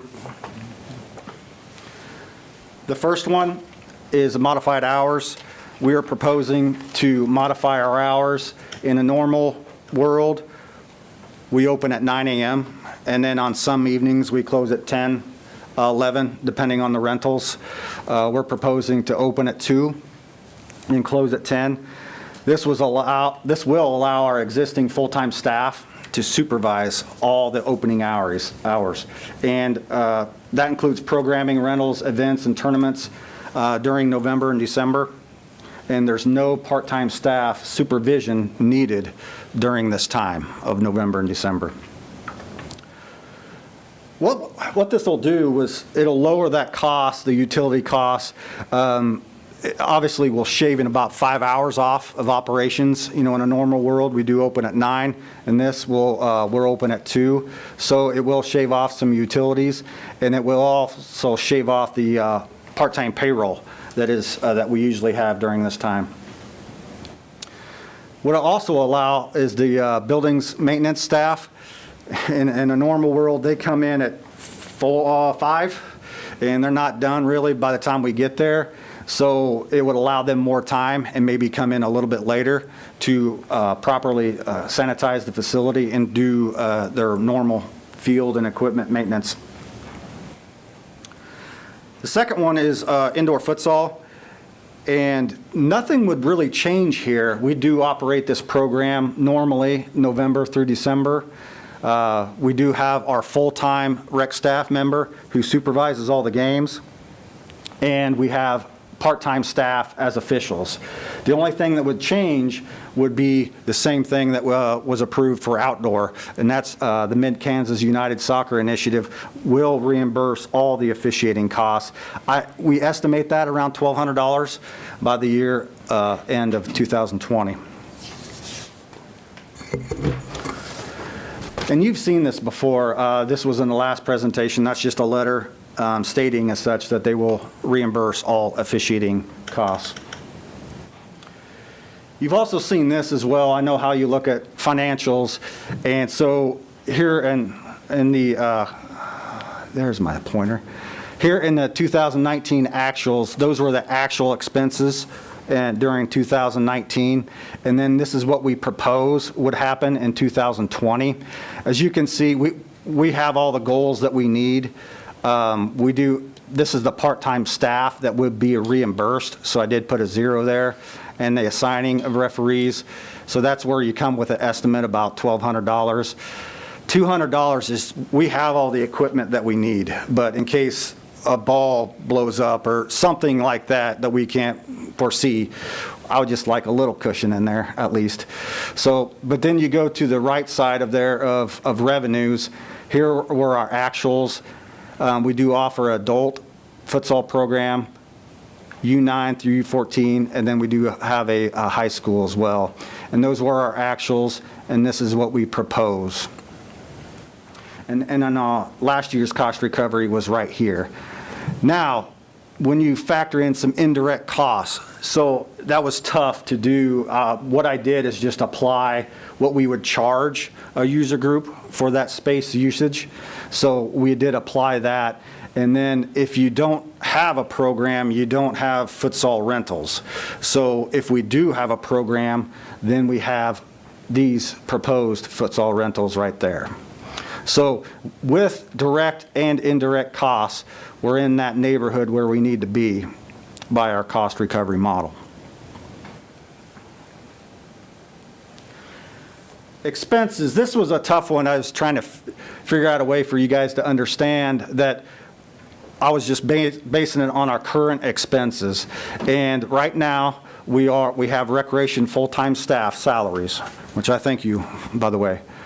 And we have some stagnant fieldhouse bills. So with the facility still sitting there, we do incur a few bills sitting there.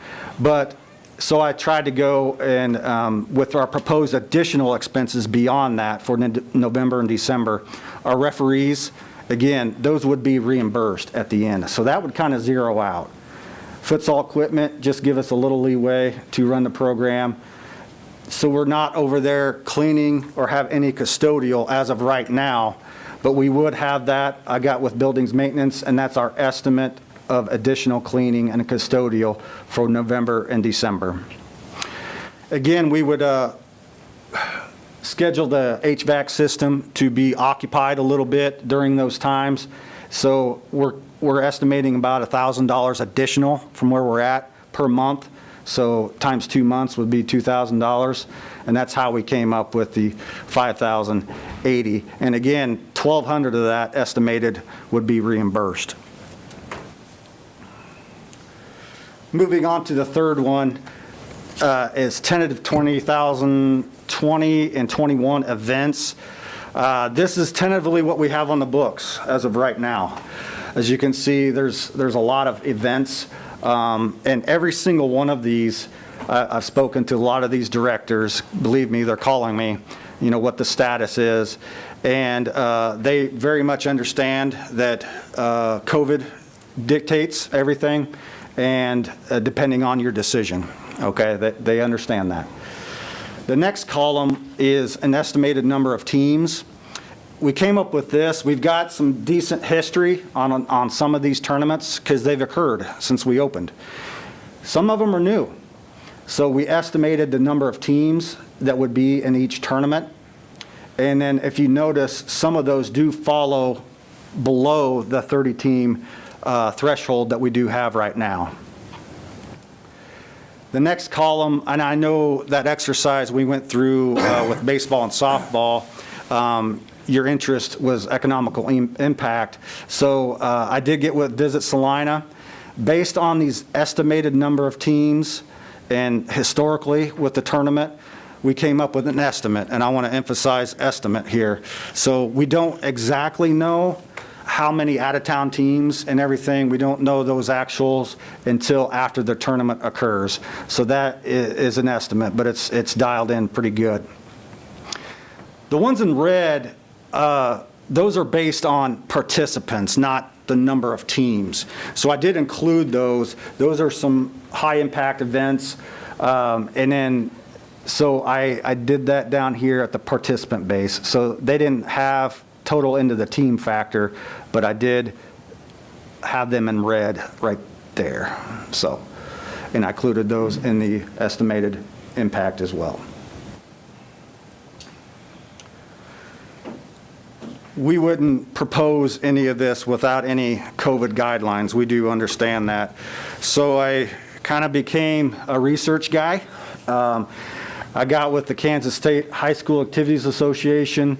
They provide a lot of COVID guidelines, requirements, and it's constant changing. I want to emphasize that. I attended a meeting last week, and that Monday there was 5 new guidelines that came out within CASIA. So it's constantly evolving. But I also went to some other facilities that was about the same as the field house. Johnson County has a facility. Lawrence Sports Pavilion, it's more rock chalk, their center there. And then the YMCA in Wichita, it's Farha. And then the Kansas State Youth Soccer Association.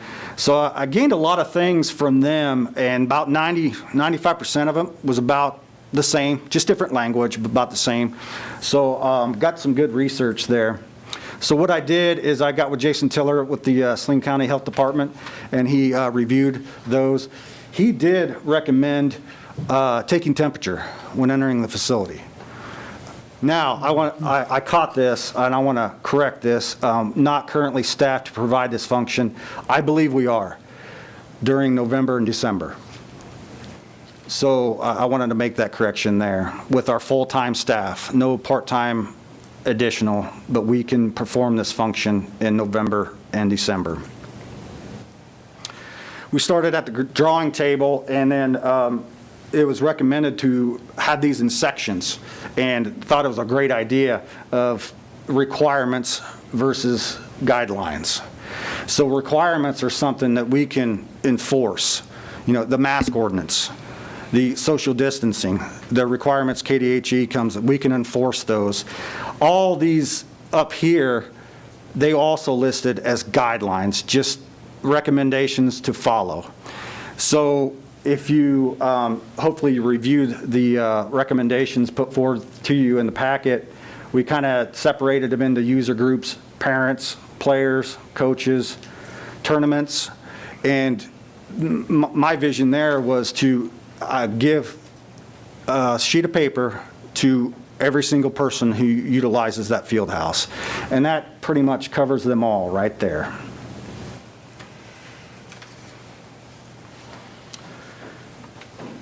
All those facilities that I mentioned, Lawrence Sports Pavilion, Rock Chalk, they're all different. This Rock Chalk, they're unique. Their facility is open to every single Lawrence citizen. Right now, they're closed to the public, okay? They have a track, they have some cardio, they have some weightlifting, I believe, that's open to the public, which we do not. But right now, that option for Lawrence citizens is not available. It's closed. But they are open for rentals. They have programming going on. And I found this interesting, that they must wear a mask even during heavy activity, okay? YMCA, New Century Fieldhouse, that's in Gardner. They were open for all activities and rentals and programs. Wear a mask in the facility, and then once you step on the court or once you start engaging in physical activity, then you are allowed to take the mask off. This is identical to what CASIA has right now. I do have a daughter playing volleyball, so she's on the bench, has the mask on. Once she goes onto the court, she takes the mask off. So that's pretty common. So The operations across the board are different from facility to facility, but the only consistency that I found is these facilities are open. With that being said, staff recommends to concur with staff's recommendations to resume the modified operation of the Salina Fieldhouse, subject to proposed COVID requirements and guidance. Option 2 is to postpone consideration of reopening the Salina Fieldhouse to a specified date and time, and then provide staff direction regarding additional information or amendments to the City Commission would like to request for further consideration. Or option 3 would be vote to keep the Salina Fieldhouse closed November through December. With that, I'll bring it back to Commission. Okay, questions from commissioners? Just have a few. Are there any provisions for open play like basketball, pickleball, anything that citizens before COVID would like come in the evening if the courts were open and shoot around? Before COVID? Are you asking before COVID? No, I mean, well, like it was before then, but are there any provisions, if the courts aren't being used, where citizens can come in and just shoot around on a basketball court? It is not included in this recommendation, no. Is that for staff? Staffing. Okay. And as far as the guidelines on paper, I would hope they'd be sent out to each coach to distribute to each team or family or however. Yes. Way before they even think about packing a bag to come. So if they were to register for a program, our software can attach that to the registration. We can get that to the coaches. We know the coaches' email. We know all the participants' emails. The tournament directors, I can email all of those. We can place it on our website, social media. We can do anything with that document. Okay. And as far as the temperatures, with the infrared forehead job, they don't really take very long. I mean, it certainly would take less time than going through your bag going into the Royal Stadium or the Chief Stadium. I mean, it's sure, because there'll be a lot of younger people who unfortunately will be sick and runny nose and temperatures anyway during the fall or in the winter. Mm-hmm. And you won't know who's sick with what. So it's a quick, easy way to screen them. You could probably get volunteers to sit there. All they have to do is beam it off somebody's forehead. And I have some quotes for the manual ones, not too expensive. I do have a quote for an automated machine. It's $1,800 or so. You have to put your wrist underneath there, but you would still need someone to man the gate, because all they would do, some of them would just go around. This is what I've seen at Acacia events.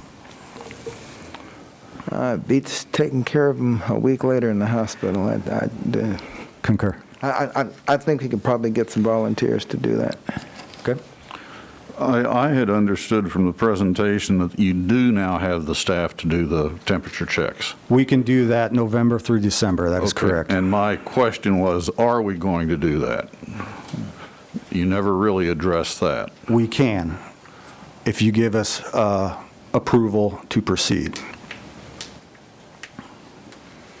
Or direction to proceed.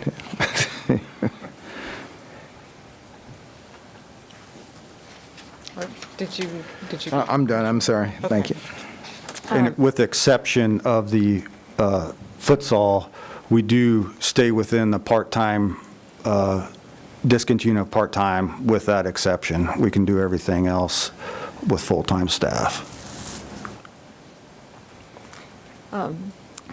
Just following up on the questions that Commissioner France and Commissioner Davis asked regarding taking temperature and screening in that fashion. I mean, my direction would be, I would like to see that required of anyone entering the field house. I did have a couple questions regarding the COVID-19 requirements and guidance document that you provided. I didn't see, and maybe I missed it, but I didn't see consequences to not following the requirements. And if we're going to require this, I think that we need to make it abundantly clear. And maybe, like I said, maybe that's in here, but I think we need to make it abundantly clear that if you cannot, you claim that you cannot wear a mask or you're not wearing it correctly, and you don't remedy that, that you will be asked to leave, whether that's a coach, a player, a parent, that we make that abundantly clear that, mask wearing is a prerequisite for being able to enter the building and to participate in any activity within the building. Okay. The other question, or something I noticed that seemed like it was a little, kind of two messages. In one place, under requirements, it says that players may take off their mask while engaged in activity, but must wear their mask while on the bench and elsewhere through the facility. And then under guidelines for players, it says that wear a face covering before and immediately after all practices and games. And I thought that we might want to make sure that we're saying the same thing both places, because if mask wearing is expected when a player is on the bench or not actively participating, I think, with anybody, it's helpful if you just keep that consistent. The only time that they take their masks off is when they're actively participating. And if it's before, if it's after, if it's when they're on the bench, they're expected, it's required that they wear their mask. What I can do is take that language from the requirement. Yeah, exactly. That's just a copy and paste thing. Exactly. Yeah. And two other things. I guess I just had a question. On the sports-specific guidance, basketball was specifically called out in terms of being wiped down before each game at halftime and after. Will volleyballs, because volleyball's getting handled a lot too. In reality, that does happen. I can put it in there, and I can put it in there for... I just thought if you were going to call one specifically out, that you might call it out, then, call it out for all. That was just... I can do that for all sports. Yeah, that the equipment's going to be, wiped down at specific intervals or whatever. And then my final question is, and I'd forgotten that we had the software to get people to register. Now, when you have somebody that's like registering for a tournament or whatever, is it just like, say, the coach that registered, or does each individual participant, are they required to register through the software individually? If it's a team registration program, the coach supplies, he gathers all the information from the players' parents, and then he registers. So he would get that email that say whatever the registration fee was, he would get that email. But what we want to do is take that a step further and get those team rosters and submit it to each individual when possible. I love that idea. I think that's fantastic. And I'm sure that your software allows for this, because I'm just thinking back to, I've helped other people with team software, is that we can make a document that literally requires the coach to either initial or to check after each thing. I acknowledge that that there's this expectation, that there's this expectation, that there's this expectation. And I would love to see that, an acknowledgement that I have read and I understand the parameters for the participation with Salina Parks and Recs Department within the Salina Fieldhouse. And that way I also feel like we and staff can say, you checked the box, you typed your initials in the box, did you not read it? Because we're asking for you to acknowledge that. And I think that it just provides staff with a little bit of leverage in that that they've at least had to scroll down and checking the boxes and accepting our terms. Back in the olden days, before computers, I guess, we had a coach's code of ethics, and I made them sign it, and I put it in my book, and Yeah. if they were acting inappropriately, I showed it to them, and same concept. Yeah, So- exactly. and I do believe, I spoke with Jeff, our deputy director, our civic risk system is capable of doing this. Yeah, I can't remember what the name of the platform that I was building things on at one time for sharp performance, but yeah, we could get as specific as we wanted to. I think it was a Dick's Sporting Goods platform or something, but. On the tournament piece, I would be able to get it to that tournament director, and then they distribute our COVID guidelines to the teams. And then when they enter the facility, those mask requirements, those things that we built, those requirements, what I've done is put them on those A-frames before they're walking into the facility, or as they're walking in the facility, they know before entering in the facility what's expected of them. Right. I mean, And I've done that in the past. I just feel like we can't get that message across too often. I mean, any chance that we do have. And then the final, I realized there was one more thing I'd highlighted. Under one of the points, it said that spectators were going to be limited. Guidelines for all users on the first page. Spectator numbers should be limited to a maximum of 2 spectators per event. Is that 2 spectators per participant, or? That is correct. Okay. Yes. I was like, well, that's bold. We're just getting the first 2 parents in the door are going to be the ones who get to watch. Maybe We'll be when I was camping out for days. modifying this, I left that out, but I will Yeah. add that per Okay, participant. cool.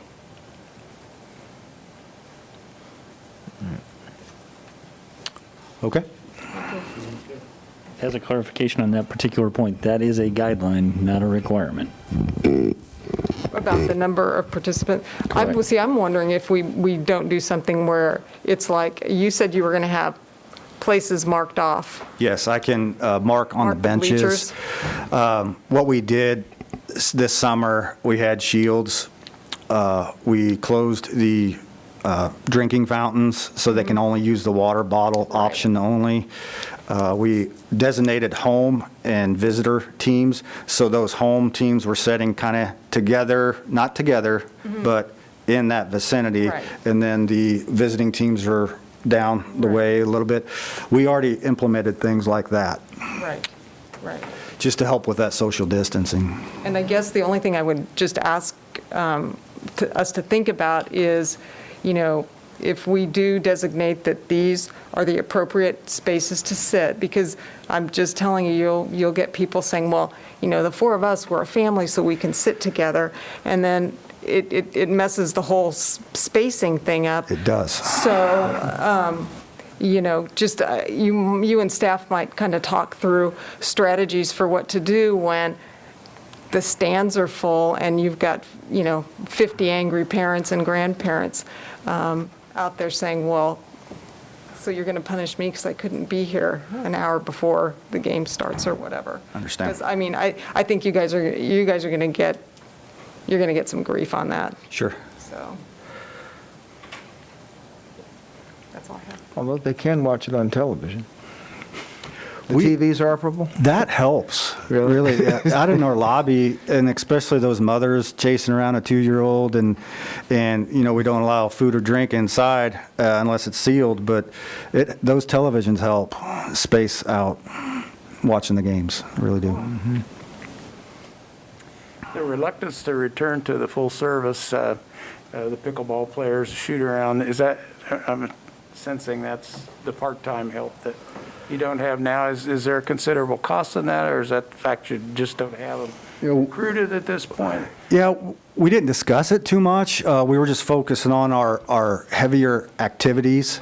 So that's a possibility we can look Is into. there a cost there? Could we get there maybe by January? My thought is we need to return to normalcy as soon as possible, at least to offer and give the message to the public that we're trying to return to full service. Sure. In everything that we do as a city. We've cut back quite a little bit, and I think the message should be that within the guidelines and the mask requirements, the guidance that we have before the COVID-19. We should be moving in that direction. I'll admit, I'm disappointed this doesn't address volleyball, basketball league, and pickleball. I think we Sure. dropped the ball here. I'm not sure why we're not. I can explain. Those programs usually start around November, December-ish. With the part-time staff discontinuing of those, we do need officials for those programs. And there wasn't a volunteer group, I guess you would say, that stepped up like baseball and softball or soccer. We didn't have that option. So, but we could start those programs in January, those games, if we were able to prepare for them. Do you not have a list of officials that you usually use from year in to year out? Yes, we do. I think waiting until January is too long for me. I'd like to see it. Because I'm just thinking, people on those teams would have to really start kind of preparing and planning their schedule now. I mean, is the only issue just payment of the part-time staff and the officials? The part-time staff, yes. I'm guessing if you go back and listen to your 3,000 and some voicemails, a lot of them are dealing with, I'm just being, those are smart alecky, but I'm being serious. I'm guessing a lot of those are probably individuals wanting to know about There's the leagues. not too many voicemails we got left. Those were just missed calls. And then I did have on there to call the Salina Parks and Recreation, so I think we've handled some of them, but a lot of them were basketball and volleyball calls. Well, I'd like to hope that you'll reach out to those that you have this contact information and have a plan for opening up. If maybe it's in January, it could be sooner, but I think you find they're resilient and their desire to want to participate, and they'll come forward if they realize that the benefits there, the assets there to use. From a budgetary status or perspective, what's the procedure for increasing the funding to allow that? Well, this entire budget process has been a little unique, but I guess we would need to estimate that cost and come back to you and have you confirm that you want to take on that expense. Would the entry fee to play in a league come close? It should come close to covering the fees. You already have the building open. You have the heating and the air conditioning on for everybody else. Your fixed costs are there. There's not much Parks and Rec programming we break even on, but you're right. I mean, it's Some of got to those come utility close. I costs, mean, your loss has got to be minimal. we could certainly run those numbers for your consideration. I think we've seen those, but I think We you have. may have already, I mean, we've seen those before, and I don't recall it being that big of a. We're within the cost recovery guidelines, and Mike's right. On some of them, we're not recouping all the costs, but we are in those guidelines. And I did do a little research, and December, January, and February of last year, we spent an estimated $14,000 in official expenses. Now, that's including our youth recreational program. That's including our youth competitive program. That's including our high school program. And that's including our adult basketball program. And all those start in that December, January period. And then they end by the end of February, early March. I would think with a little work you could get up and running by December, but that's just my opinion. I mean, I have a hard time seeing Kansas Wesleyan in there daily using it, and the taxpayer, or the Salina resident not being able to go in there, whether it's adult, youth, and not play. Yeah, I agree. And it would be open during the holidays when the kids are out of school. So I hope. I think that needs we need to take a hard look at that and try to get something implemented in December.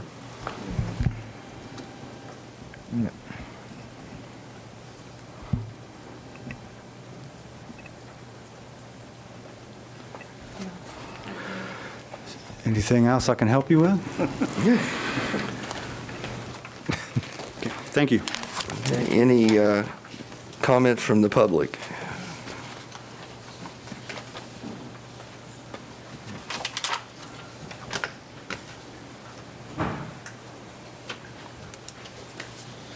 Norman Mantle, Salina.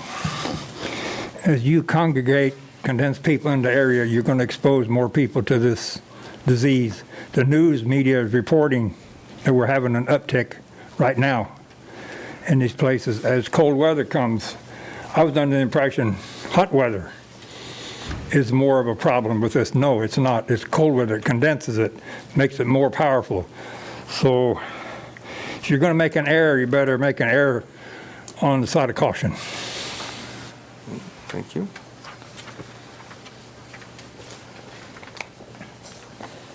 I guess if I could just answer Mr.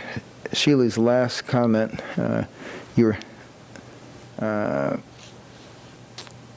asking or thanking us anything that you could do for us, but I think we should ask you, tell us what you need from us to get your programming where you think you can handle it. Just the proposed November, December. And if you're directing me to look into basketball and volleyball and those type of things, I would just ask permission to start preparing for that now. Okay. Yeah, I look at our options, and we don't have an option 4 is what I think we need. But with that, if we run any league, it requires part-time officials. It just does, especially for basketball. Yeah, and I understand that, but again, I think the cost recovery may not be 100%, but it's got to be pretty close. I mean, I can't believe it's significant enough that we wouldn't be able to put on those programs. Commissioners, I guess my suggestion would be, you can, if you like, you can proceed with what's been recommended so far and instruct staff to report back on the specifics of cost and cost recovery as relates to the other programming, and we can try to turn that as quick as we can. What else there is the field house used for besides pickleball also? Is there something else we're missing? As far as drop-in goes, or because I think pickleball, isn't that scheduled for certain days? Or it is, yes. It's more of our drop-in use. Yeah. There's a scheduled time. There's a group of pickleball players that do come in. They were on Tuesday and Thursday mornings, but under this hybrid approach, we would not be open, during that time. But they could do it in the afternoon or something? That's possible, And, yes. and again, that wouldn't, because they pretty much can set that up themselves and everything, so it really doesn't They do help, take any yes. staff? Yes. Yeah, okay. We do have the drop-in basketball, noon ball, but again, that's occurring at noon. Right. We're proposing to open up at 2. Right.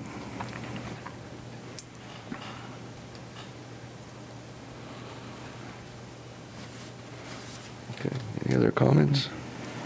Now, option 1 can be amended, I'm assuming, in that it's not a... I guess my suggestion would be let us bring you back a little bit more detail if we're going to add programming. Well, I'm going to do the programming separate with me, but we keep that separate. But as far as recommend, as an example, taking temperatures at the door. Oh, yes. So that would be just an amendment to option Correct. 1, dealing with just specifically the programming. Correct. It's here. Okay. You want to take a shot at it? I'll take a shot at it. Well, I would move that, I'm so used to having this nice written out, that we direct Parks and Recs to proceed with the plan to reopen the field house for futsal and what was the other activity? Basketball and volleyball? Basketball and volleyball. Are you just looking at option 1 there? Well, I mean, option 1, you're right. Yeah. But and I would amend that to include taking temperatures at the door. And you may already be doing this, but submitting information to each tournament director that ensures that each coach and family has acknowledged the rules and guidelines. And it's kind of late to ask, do you keep extra masks in the field house? We have them available, yes. Because I would imagine in the heat of battle, some of those masks can get torn. dirty or become otherwise unusable, or for the poor kid who legitimately just truly forgot to bring it. But For those tournaments this summer, we did have extra masks available, sanitizer, those type of things for the public. all right, I don't know if there were any other things we Are discussed. you, so we have this right, are you requiring temperatures of all participants that come into the field house, no matter what the? Anyone walking in the participant- okay, door, even that's- if it's to use the Okay, bathroom. I yeah. wanted to make sure we were, okay. Got a motion, do we have a second? I'm sorry, I had one question about the motion. Did you want to include in your motion directing staff to bring back information about the cost of resuming some of that other programming that Mayor Hoppick and I you think talked about? we were going to do that as a Okay, second oh, separate? direct. Oh, okay, I'm Yeah. sorry, I misunderstood. Yeah. Second?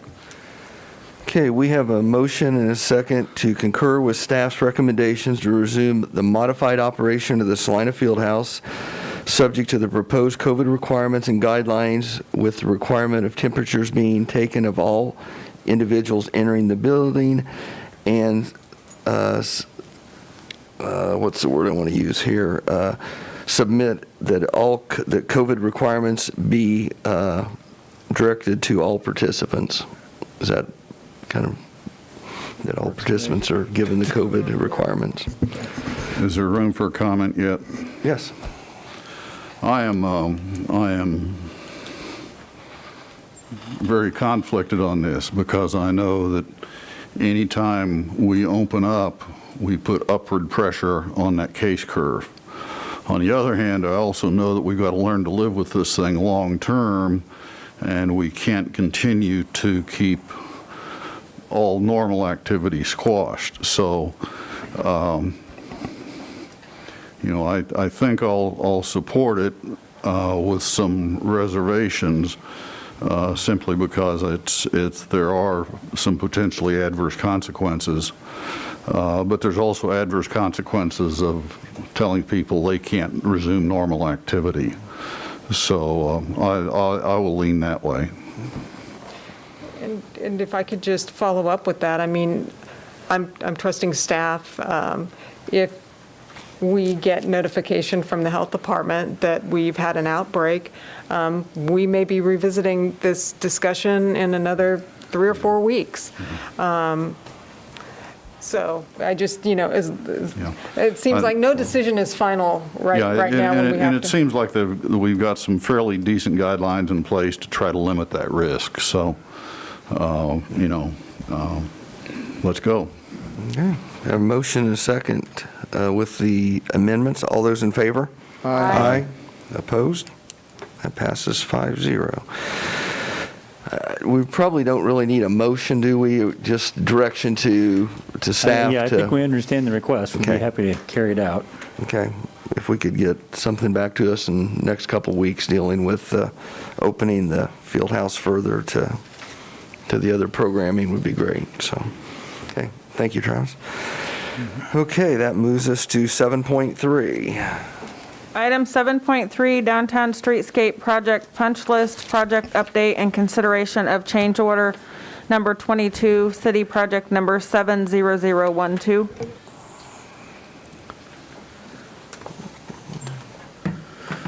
Thank you, Mayor and Commissioners. This has been a long project. Feel like we've completed it mostly, but there's some lagging issues to address. Some of the, I do have just the blue sheet and some pictures here that I'll try to just talk through. Starting with the first page here. Main thing that probably drug this out somewhat, we had a November completion deadline of 2019, so that's almost a year ago now.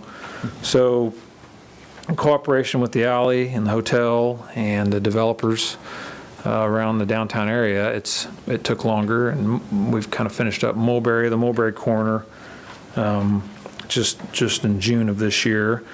Continued on with some storm sewer work that's now finishing up along Mulberry, as well as Campbell Plaza. That has been an ongoing project. That whole, really half a block almost 3/4 of that block has been, or at least half the block has been kind of redone, and they're continuing to work on that. And so Campbell Plaza was a delay for quite a while and has yet to be really finished there. So that's going to take us a while even to finish that portion. So the original question was really an update where we're at, punch list items that still remain. And so in talking through that, like I said, the Mulberry Santa Fe is at least done. Second one, overhead structure column grouting and patching areas. The contractor's aware of that.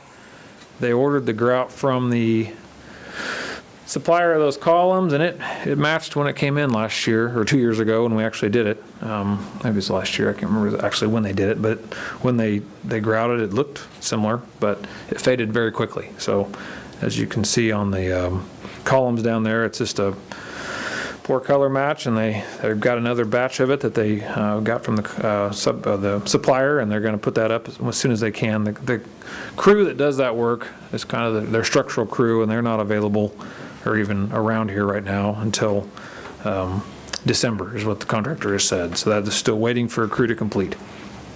Some of the other areas that are still remaining, we have some, mostly just going through some low areas that are on the project. It's a very flat project. It's very flat downtown, and it's the way it is. So we just have some areas of water that we've been monitoring to a certain extent. Kind of saw them when the project was completed, but they're not real big, but they are there. And some of them are in more pronounced areas, whether they're in a walking area or not, in the curb line. Just some areas that could be an ice concern for us, so we're aware of them. We've actually had our surveyor out looking to try to fix them. So there we go. So this is just a little plan of one of the areas. It's a low spot that we're trying to drain around the Dagny's ice cream store there on the northeast corner, and the curb is just a little bit too high, and we've surveyed it, and we feel like we have a solution for it, but it's taken a while for us to get there. Contractor has tried to fix a couple of the other areas. We feel like maybe we've fixed the steeple, but we're not sure. That's just an area that has some water that comes off their roof, kind of the roof that overhangs their entryway and drips, and then it drains away. And so we've surveyed that as well to try to fix it, and that's been probably a year ago when we fixed that. But either way, these things are kind of, I guess, lagging or just haven't been repaired yet. Really kind of thinking that they would do that when we came back for Campbell Plaza. So the Campbell Plaza portion has not been completed yet due to the adjacent properties still working on their brick walls, and really a lot of restoration there. And after talking to the building official today, it's major renovation to that building, and just no reason to believe it's going to be quick and very soon. So there's no reason we can't really rush on getting that completed. Yeah, and I may jump in there. What started out as kind of some facade renovation quickly turned into a brick failure, and we had to ask them to secure it. And they're not the only location.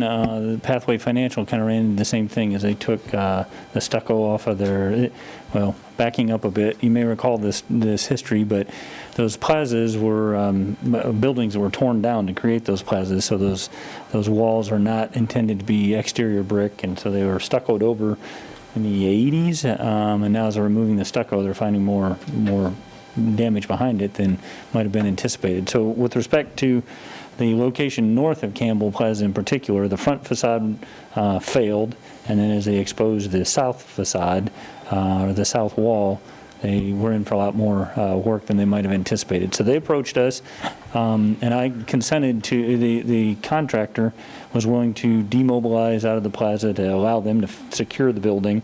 Our concern at the time was not only just working in proximity to each other with the scaffolding they needed to put up, but we didn't want to contribute to any catastrophic failure with our equipment, our excavation. We have planners that contact those walls, and until they get those walls secured, we weren't in a position to remove the planter. So we consented to delaying the work on Campbell Plaza while they tried to shore up the private building to the north. What's the timeline on the completion of that building, since that seems to be the linchpin that's holding Yeah, everything? I don't know that I know a timeline. I know Don't know. It's talked with Sean Pilcher, building official, today, just to see if he knew anything, and it seems like as they get into the project, it gets bigger. So they're still working through the renovation, basically. And I don't mean to hold up your presentation, but I'd feel good if we had like a date established, because, you know, if they keep running into problems, I just don't want it to be 2 or 3 years down the road and we're still waiting to get our plaza done. Yes. The other plaza, Strand Plaza, had, like Mike said, had the same issue, and Pathway Financial actually got somebody in there to stucco that right before we did Strand Plaza, which was last year. So that was helpful and timely. The case of, they were stuccoing the outside of the wall. The case of Restored Properties, they're actually re-bricking the outside wall and redoing it. So it's a different process. Wasn't as easy, and bricklayers are hard to find. So but at this point, they really have done, they're still working inside the building and shoring up other things too, so they can't even get to the bricks. So I guess those are some punch list items that remain. The big one, though, is number 5, intersection bollard lighting. So let's just talk about that. That's what the majority of this is probably blue sheet kind of focuses on. As we design the project, one of the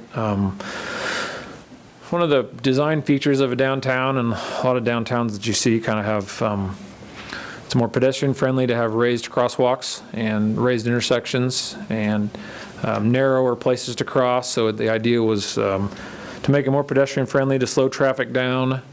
We would put in these kind of just the narrowing of the roads as well as the intersections. And then the way to delineate that is with some bollards, because there's not necessarily a raised curb there. It's a little bit of a curb, but it's not much of a curb. So it's just more for drainage. It's a little valley for drainage more than anything. So it doesn't redirect cars, and it's not as easy to see. So the bollards were installed to help delineate pedestrian areas and street areas.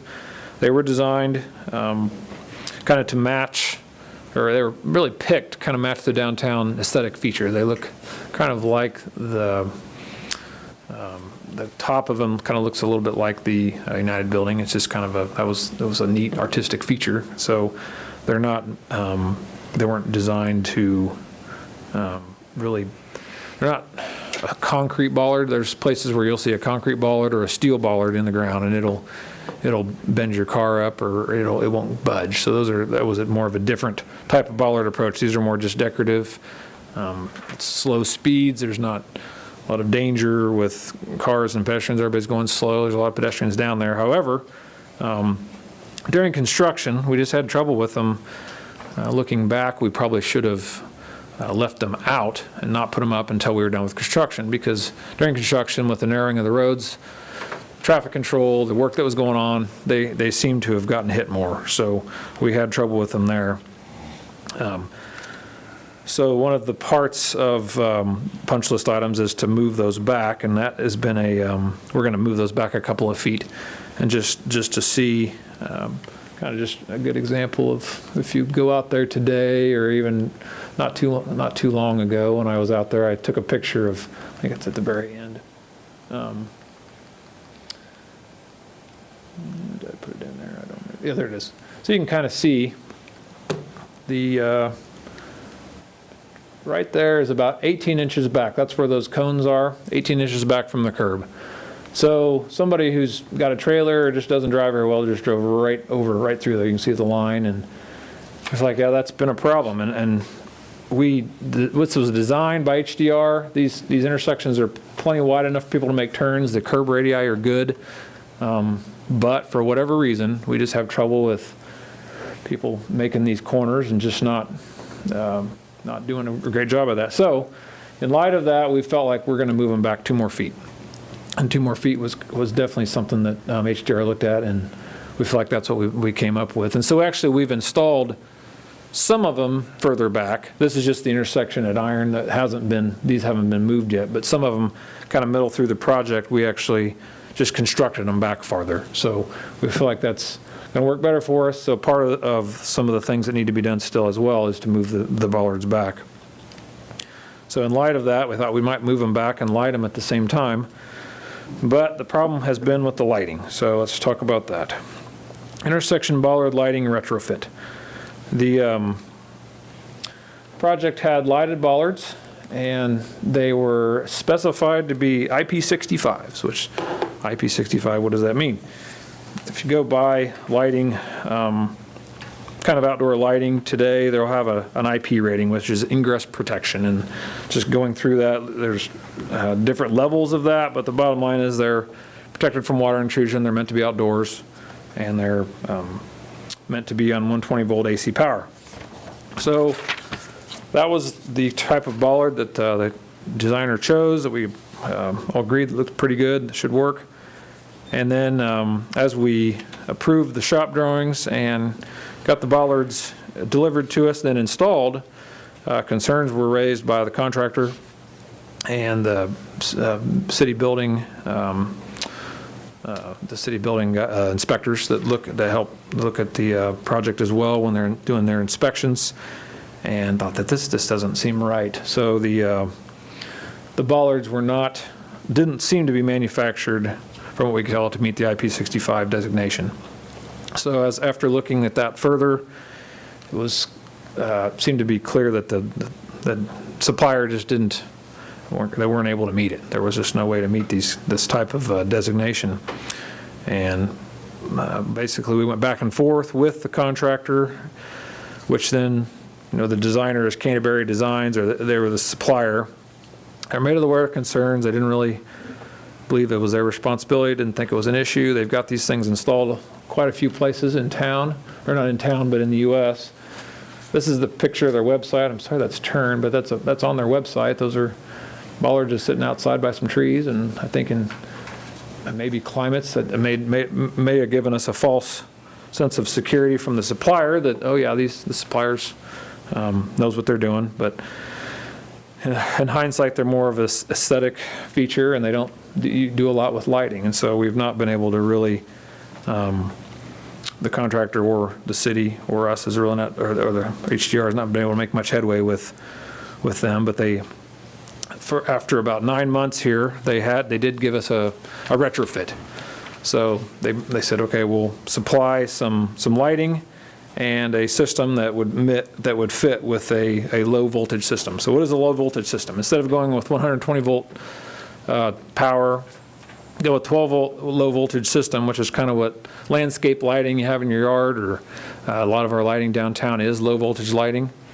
And it's just better for with LED lighting. You can get pretty good light out of it still, and it's adequate and safe. So the idea was to retrofit these bollards to get to basically an IP67 UL listing low voltage solution. Canterbury came back with a retrofit that we thought was a possibility, but after HDR looked at it, it would not work, and it didn't meet what we had kind of redesigned for the contractor to meet. So it seems like after so many months and quite a while of looking at that and going back and forth with Canterbury, that's where we are now. The contractor now is just looking at not working with that supplier anymore, and just retrofitting the similar lighting that we have out there already today. We have some lighting that's all over the downtown, and we would basically just put that same light in the bollards, and it would work off the system that's down there, the lighting that's in the area. Called a Q-Tran light, basically. It's a kind of a strip lighting, and if you look underneath any of it's kind of the accent lighting that's down there today. So it would work really well. It would meet all the requirements for UL listings. And UL listing is just an agency that makes sure lighting is safe and can be installed in the way that they say it is going to work. It would be compatible, and so at this point, we don't know if we'll ever get anything from Canterbury. They're the supplier that made these lights, or that supplied these lights, but we are now going with a system that is Q-Tran, IP67 rated, very safe, goes with the drivers that are out there, and The contractor has given us a price on that a while back, and they're trying to update that price basically. So we don't have a for sure price from them, but $37,872.25 is what they had previously. And at this point, they don't believe it's going to be that much, but that's the high number in case we have to split that 3 ways. And so the idea was, we just felt like HDR had some role in this, the contractor definitely had some role in this, and we have some say in this as well. And if we split it 3 ways, it's not as tough to deal with. We've already invested $164,000 in the bollards. There's 53 of them. We do have some spares, and so just feel like we're to the point where if we each put in $12,000 between the 3 of us, we could get this finalized and done. So as far as the project fiscal note goes, let's go to that page. The fiscal note talks about our contingency that we've had so far. We've had some construction engineering change orders so far, and we have some remaining funds still. And we've actually had some additions and subtractions to our change orders. Some of the change orders were for a savings, actually, so that's why you'll see it's weird to think that it could have worked out, but we had some things that went better than we'd hoped, and had the contractor had some better ideas to make things cost a little less. So that was really nice, especially on the structures. The overhead structures was the main help on that. And then if we do it a third split, it's the $1,266.24.08. And we still have some money remaining in case anything else comes up, but we feel like we're getting to the end. It's just we still have a few things that are out there. When you look at bollards, from my own perspective, why did we put those darn things so close? You know, why wouldn't you just put them back farther? And it's a design and the truck turning movements. And well, this is in Wichita. I noticed this in Wichita when I was down there last. I think it was about a year ago. Those are 18 inches from the back of curb, and they're in Wichita, and they're on a street that's right in downtown Bricktown. And it's somewhat common to kind of delineate people from driving on sidewalks and just staying in the road. So it's not uncommon. I don't feel like it was a bad design, but it's definitely, for us, we feel like moving them back a couple feet will help, and they'll still serve the purpose that they were meant to. Let's see, anything else? I guess that's all I've got for the bollards. So HDR is here today. They've helped us design this solution to try to retrofit these things. Smoky Hill I don't believe is here today, but I've talked to them quite a bit about it. They've had other commitments, but they're on board to try to get this done. They don't like it lasting as long as it has either. And so we're to the point now where that's your update. That's quite the update. We're hoping it'd be shorter than this, but it's still a few things lingering out there. I'll stand for questions. Okay, questions, comments from the commission? I don't know, are there any to my left? Okay, I've got, all right, sorry about this. I know everyone's wanting to get home to the Chiefs game. Okay, just in regard to the lighting bollards, to me, I mean, and granted, I'm not an engineer, this to me seems like a product problem. Obviously, we had specifications that Correct. We were specifying a product that was IP65 compatible, and they supplied a product that is not IP65 compatible. Correct. So I don't see why the city is assuming any burden of the cost for this. I mean, and I don't know if that's an HDR problem, if it's a Smoky Hill problem, if it's a city staff problem, but whoever signed off on accepting the Canterbury designs, if their spec sheet said that it specifically that it was not IP65 compatible, then I mean, to me, if that's on us, then we bear that burden. If that's on HDR or any of the other subcontractors, or if that's Canterbury Designs misrepresenting their specifications, then it's on them. But I'm just not I'm not envisioning a scenario where, I guess I would just like to know, where did it break down? Was it Canterbury? Was it somebody who didn't realize we were looking for an IP65 product? I just want to know where the process broke down. Commissioner, I was involved in a couple of these conversations, and I tried to get kind of to the bottom of the same question you're raising, but until this evening, I was not under the impression that it was as clearly specified IP65, asserted IP65, and they failed to deliver IP65. Our conversations were about UL listings, and I think I'm going to need to turn to HDR or someone to help me understand the answer to your question, because that is not how I understood this scenario to this point. Right, because if it wasn't called out in the specs, then whoever developed the specs, and if that was an expectation that we put forth, that this was going to be UL listed for a damp location or a wet location or whatever the thing is, that's a problem. And I guess I'm making some assumptions, but we made an aesthetic choice as we went through catalogs to make the selection. So rather than specify an IP65 or UL compliant light fixture and have the contractor then go find one and propose it to us, we specified a Canterbury light fixture. So that's why I felt like we collectively had a role in, we picked this out of a catalog cut sheet and specified it at the outset. But I'm going to have to defer to others to help me understand the answer to the question you just raised. Yeah, because if you pick something out of a catalog, but it doesn't meet the IP65, then we should have been notified of that.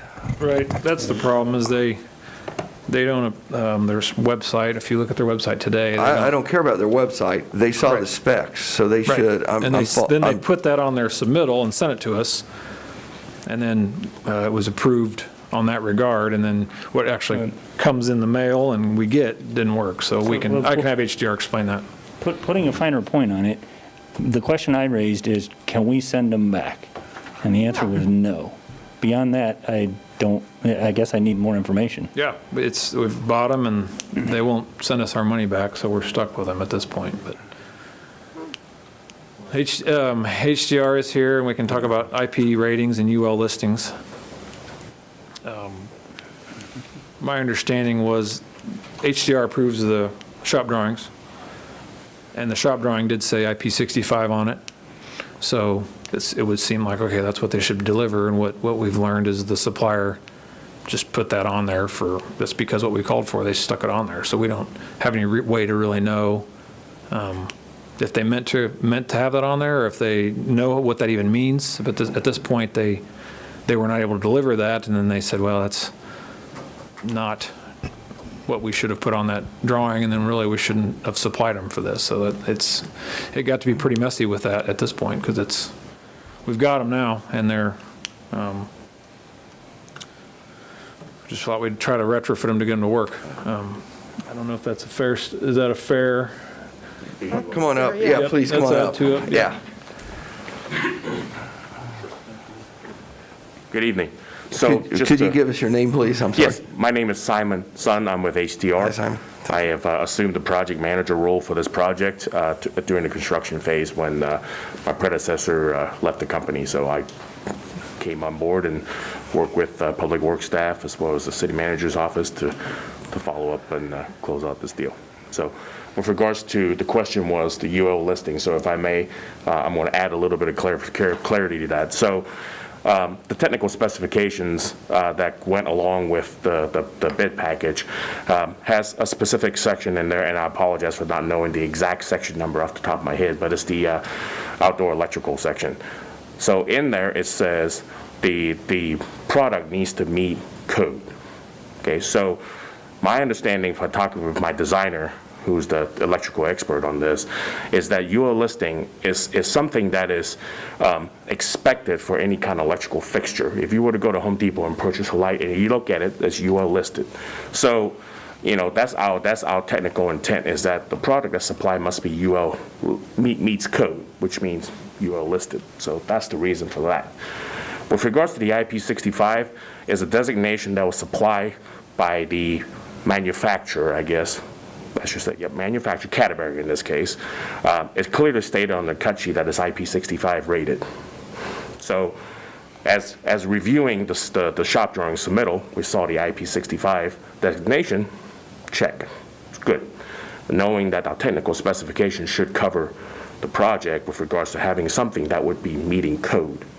So my understanding is that as we received the product and the contractor started installing this, and they noticed that I don't see some of the UL listing, and correct me if I'm wrong, that the UL listing label was not on there. So perhaps that raised a red flag. And then somebody looking at, after closely inspecting some of the interior structure of the bollard that's supplied, that's when some additional concerns were raised. So I guess this is Deputy City Manager Jacob Wood. My understanding was that the bollards were IP65, but they were not UL listed. Is that correct? The cut sheet says it's supposed to be IP65, correct. And but there's a difference between the IP65 and the UL listing. So it was IP65 with regard to the bollard and how water gets into the bollard, but the lighting inside was not UL listed. Correct. My understanding is that when the contractor opened it up and looked at it, they was unable to locate a UL listed stamp. Right. So it did meet the IP65 as far as the cut sheet said, but the UL listing was different. And Canterbury's response was, we never said it was UL listed. Right. So there is a little bit, Canterbury did kind of meet some of the design standards. They didn't meet the UL listing. Am I off there? If I may offer up my perspective on that, the IP65, there's designation, I think the information maybe in the packet, Dan, in terms of details. So it's supposed to be able to withstand continuous water jets, I believe. Or sitting water or something, wasn't it? Water intrusion Water or jets, so something, continuous spray yeah. of some sort, and not have water intrusion. Well, I think when I don't know if there was a rain event or whatever the situation was, so I apologize for not knowing the specifics, but it was clearly not the case because water was inside the bollard as well as some of the electrical connections. So to me, the IP65 designation, even though it's specified, in my opinion, it did not meet that, and that's the opinion of my electrical specialist as well. You want to come to the... could you come to the Please, I'm sorry, microphone, come up please? here so the... Yeah, Corey Imhoff, Vice President with HDR. I was just reminding Simon too, the base plate also has to get connected into the power, and the conduit needs to come up through there, and so there's a hole in the bottom of that. That piece of the work wasn't really coordinated very well either, so there's actually a hole in the base plate that you could really argue is not IP65 to begin with the way it was set up. And then the gaskets around the shell where the two pieces come together were really poor quality. So just some of the other things when you look at it didn't really make sense on how the product was put together and assembled, and the quality of construction was of concern. And then you had a mixture of waterproof fittings in the bottom of the base of this thing, and then you had exposure to 120 volt connection just right above that to where it entered a fixture. So it just wasn't the interior of it was not designed properly either, in our opinion. So that's where a lot of the concern What came has from. Canterbury's comments been to all of this? Because I'm guessing that all of this has been brought to their attention. Yeah, I think, Dan, correct me if I'm wrong, we haven't had much interaction with Canterbury. They're more with the general. Dan, you want to? Dan, I don't know. Okay. Yeah, and as we met and talked about this, we tasked the contractor, since they were actually the customer that purchased it, with interfacing with Canterbury, but Right. I'll let you answer that, and then I have a follow-up question. If I might interject, I just want to make sure I understand this correctly. The IP65 rating applies to the exterior of the bollard and the seals and so on, and is supposed to ensure that water stays out of the bollard up to a certain level, direct jets. The UL rating relates to the electrical interior. Apparently, we did not have the UL rating as a part of the spec sheet.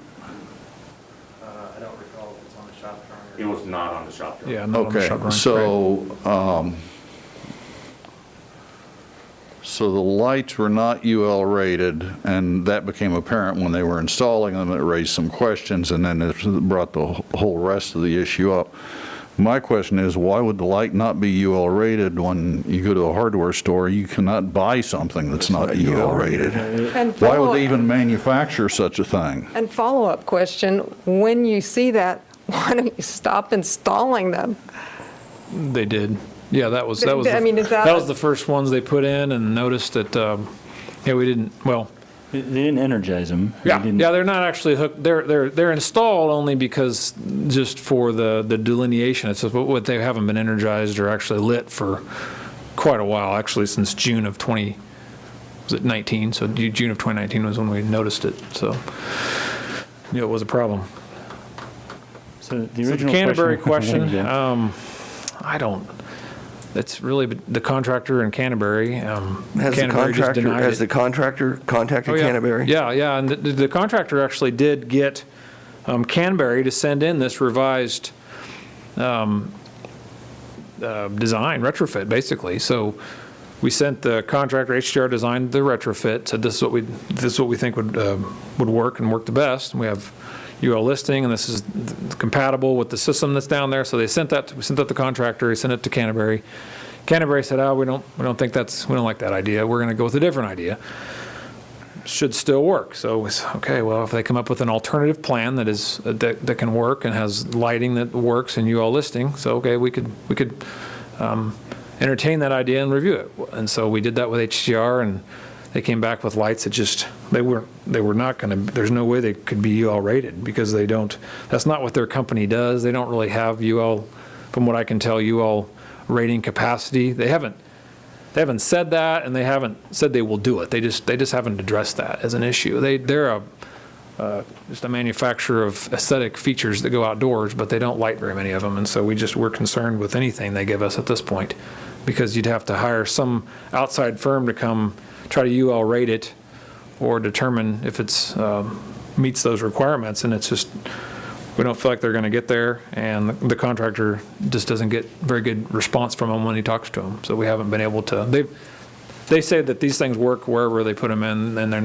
not worried about meeting any more of our requirements at this point. Because they're not the ones that get sued if something happens. I mean, it'd be different, but I mean, I'm sure that the five of us collectively up here are all hearing the echoes of Jaden Hicks in our minds. And Yeah, some 25 years after the installation. Yeah. Even if That's why we like this low voltage solution. Even if it's UL it's good. rated, but it doesn't meet the IP65, which now I understand are two different issues, it seems to me like we still have an issue that it's not watertight like it should be.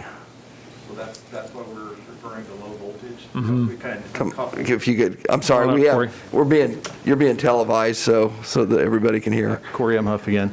That's why we're proposing the low voltage, because it uncouples the IP65. It doesn't really matter that it's waterproof at that point in time. It can be used in an exterior situation, and the transformer is protected in the node cabinet behind it. Is the way I understand it. So We think it's a safe and good design. basically, this protects us from having some type of electrical incident, as I'll call it, for lack of a better term. Has the electrician, I believe Precision Electrics, who was the sub on this, have they approved this also? Are they comfortable with this? Yeah, they were Precision Electrical was the one who thought this would be a good idea. Okay. And then HDR looked into it further and said, yep, that's a really good idea, and let's design and go that direction. So they tweaked it maybe a little bit, but the concept's the same. We're using these lights all over downtown, all over there anyway. So these lights are what's lighting the sculpture bases and the low voltage. The low voltage, it's just everywhere down there, and it's safe. And if one of them broke and there was a hot wire there, it's 12 volts. It's like what's in your yard for The next landscaping. question is, and again, I don't like having to pay any of it, and if there's a minimal amount, I guess we need to move on at some point, because it doesn't sound like Canterbury's is able to be worked with. We don't believe they're going to be cooperative, but. You talk about splitting this in a third, with Canterbury being a third. Nope, the contractor. We don't have a contract with Canterbury, so I just want to make that clear. It's a contractor, HDR, in the city. The contractor, if they can squeeze blood from a turnip from Canterbury, that's great. So Canterbury's not involved in, originally. Canterbury has no contract with the city. We can put as much pressure on them as we can, but at the end of the day, we have no contract. They have no obligation to us. I read it the same way, and I was a little bit confused used. So it's the- And as okay. additional clarification, that total amount is the price that the contractor provided. So that's parts and labor. So that's moving them back 2 feet, that's putting the light in. Well, there's a change order that I signed off on for moving them back. The moving them is separate. Okay. It's It's a separate attached cost. to this, but the relighting them is the 37,872.25. So the 30, that number is what the contractor provided as a cost to retrofit them. That included parts and labor. Okay. So if we put in a third of that, HDR puts in a third of that, the contractor is going to receive that 2/3 payment, and they're going to have to complete the job Okay. for 2/3 payment. Correct. They'll either try to get money That's from right. Canterbury or get some supplies from Canterbury, but they have to install the system that meets our requirements for our 2/3 amount, and then they either do a really good job at it or be really efficient, or they lose money. It's hard to say, but it's a solution that gets us all down the road and doesn't go to a longer legal battle, I guess, is the next step otherwise. I guess I'm just having a little bit of a problem with it because basically it sounds like Canterbury designed a defective product. They misrepresented their product as to its capabilities and what it was appropriate to be used. And yet Canterbury is the only one that's walking away from this whole. And I mean, my feeling is if, you know, we specified, we paid for something specific. I don't care who it comes down to, if it's the actual contractor or whatever, but my inclination is there needs to be some concerted effort to go after Canterbury, even if it's a round of legal before. I think that I think this is, I don't know, I guess I think this is premature because I just think that responsibility devolves to either the entity that misrepresented it or the contracting entity that made that purchase and is out that money to go back and recover their damages from Canterbury. But I just don't see how HDR and the city and the contractor splitting that is, I don't know, it doesn't seem like an acceptable solution to me. I guess that's not a question. I did have some follow-up questions about damaged bollards. And I just wondered, can we get some more information about how and when they were struck? I think you'd broken it down a little bit in terms of the bollards that were damaged during construction. And I guess my question is, were those damaged by vehicles that were working on the streetscape?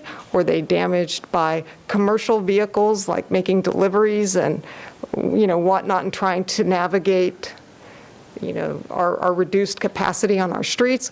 Were they damaged by private vehicles? All the above. All We the don't have above? we don't have any record of all of them except for two.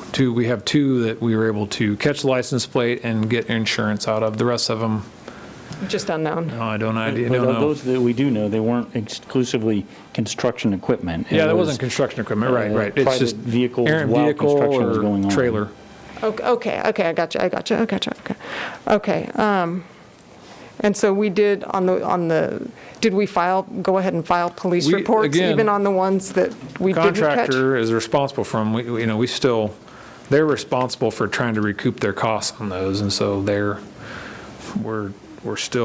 they've gotten insurance settlements on a couple of them, but we are not able to go after, I don't think we don't have a police report on the other 9. 11 of them have been hit, so that has been the problem. Now, not that many have been hit since construction ended, but there's been 11 total.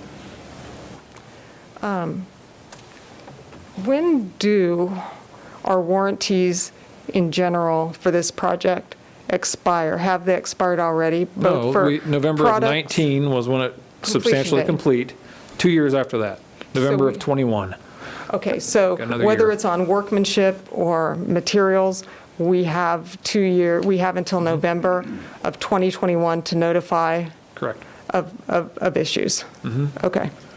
Yeah, it's helpful. I mean, I think 1-year warranty is what we had for years right when I first got here, and I don't know when we got it to 2, but two definitely does help us. Oh, I was going to say, I think, yeah, two's And great. like I said, we haven't even finished some things, so one of my pictures was, I like this picture just because it's the landscape guy.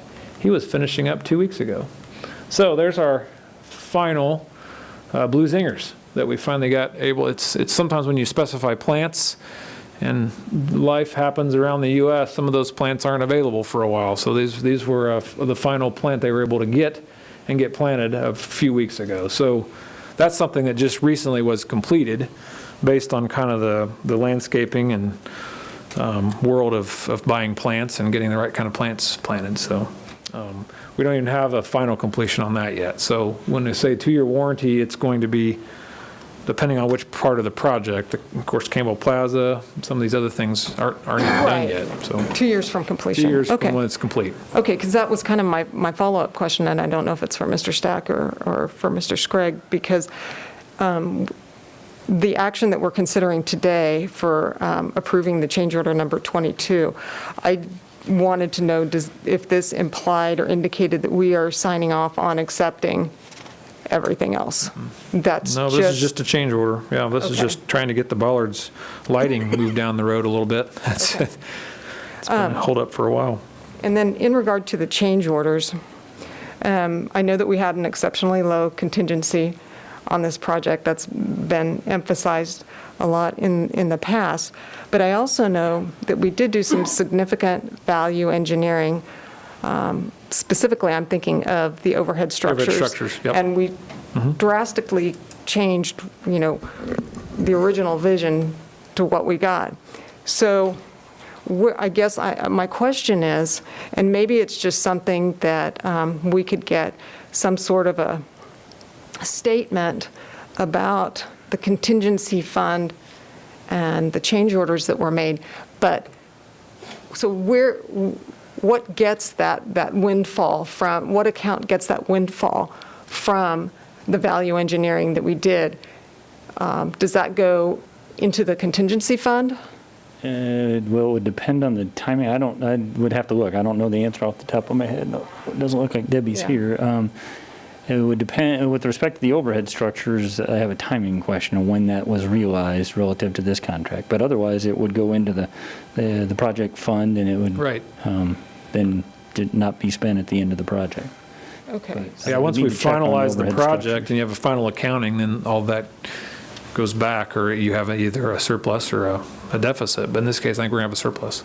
Okay, because I was just thinking in terms of the way that the material is presented here, just between the change orders that include both the additions and the subtractions, if we had a $500, if we realized a $500,000 savings, and then we had a $505,000 whoopsie daisy, that would only show us at a negative 5. Right. Yep. So I guess my question is, if we could get just maybe a summary of the change orders and maybe some sense from, what I want to do is confirm that it hasn't been absorbed and spent through contingency changes. Just some reassurance that that's something that in the final accounting is going to. I don't And that's know. and I know that's a question for the Director of Finance. But, and I guess something I just keep coming back to is, and Simon, I apologize, I didn't catch your last name, so I don't mean to not call you by your last name, but, who was and I've asked this several times, and I don't really feel like I've ever gotten an answer. Who was the overall project manager? At the end of the day, who gets to stand up there and cut the ribbon, take the credit, or take the blame in the case of something like this? Is it HDR? Is it Public Works? I mean, who was the boss on this? Where did the buck stop? Day-to-day project management locally would have been the Public Works Department. As it relates to Canterbury, we quickly were relying on many others to try to get to the bottom of it. So, I mean, there's an entire process in terms of specking, receiving cut sheets, reviewing cut sheets, approving them, that involves more than just city staff, if that's your question. I guess my question is from a city staff perspective. I mean, and it kind of relates to when, was it last week or a couple weeks ago when we were talking about the sidewalk dining? And it's like, so, you know, who is the point person for ensuring that our sidewalk dining applications are consistent with our own zoning ordinances? And so I guess I'm just curious as to, I mean, is it Public Works? I mean, would it have been, would Jim Kowach have been considered the project manager on the city of Salina's behalf? Or did we, like when we were talking about with the wastewater treatment plant, did we transfer that responsibility to HDR? We did not bring in a project manager, didn't bring HDR in as a project manager. We brought them in as a designer, but they still would have a role. With respect to a single point of contact on a project this complex, there's many people. We have individual inspectors that are out inspecting portions of it. We have someone from the Parks Department looking at landscaping. We have an electrical inspector looking at electrical. Ultimately, the Public Works Director was the project manager for the project in terms of budgeting. I mean, that's my question. And, so, you know, when it's Parks and Rec, you know, obviously with our chain of command, you've got the Parks and Rec person that's on the street that reports back to Parks and Rec admin. And then, you know, where does it keep going to? Where is the Right. That inspection report doesn't necessarily make it to the Public Works Director or me as the city manager. I mean, yeah. Unless someone flags it as a failed inspection that they're not able to resolve at their level of the organization, that there's no way the Public Works Director or myself would be able to, there aren't enough hours in the day. Oh, absolutely, I understand that, but in the event of a failed expectation or a failed product or whatever it is that we're dealing with, I mean, that's been my question all along. With respect to this lighting question, it was red flagged. It was between myself, Dan, Jim Kowach, and others. We met as much as a year ago trying to put a plan together, and I completely understand your question. In fact, I was planning to double back, and I'm going to apologize in advance and put HDR on the spot, but I pursued the same line of questioning about whether it was a failure on the part of Canterbury and whether we had a cause of action against Canterbury, and I could have swore the answer I got was no, that it was unclear, there was too much uncertainty, and it wasn't nearly as clear-cut that Canterbury was at fault as it was represented this evening. If I was left with the impression that I just got tonight, we would be pursuing Canterbury. So I'm trying to understand what was initially represented and what was represented this evening. That meeting that we thought we were going to go after Canterbury the best we could, but we didn't think that, since we don't have a contract with Canterbury, the contractor would have to do that. And at the end of the day, we have a contract with the contractor, so that's the direction, I guess, that we felt like we can't really go after Canterbury. We didn't think we'd go after Canterbury, so maybe we can. How do we do that as a city if we don't have a contract with them? So from just purely a spec standpoint, I was left with the impression that because we chose Canterbury for aesthetic reasons, and the way that we spec'd it, and the way we instructed the contractor, and the cut sheets that we received back, created too much uncertainty for there to be a cause of action against Canterbury. This evening, we're talking about they don't meet IP65, they let in water, they have holes in the base. We talked about all that before. Yeah. But when I asked the question, can we go after Canterbury? Do we have a case? The answer was no. I don't remember. Not from you, as from HDR. I mean, ask HDR. I don't remember that being the answer, but maybe was Simon at the meeting the last meeting? I think Corey and Simon were there, but I don't remember it being no. But we can see. chime in too. Again, Corey M. Huff. Yeah, my recollection was that we were going to try to go after Canterbury and get them to participate. The equal thirds were going to be HDR, Canterbury, and the general contractor. So I'll be more clear. The question I asked was, why don't we offer to pay them a restocking fee and ship all these back?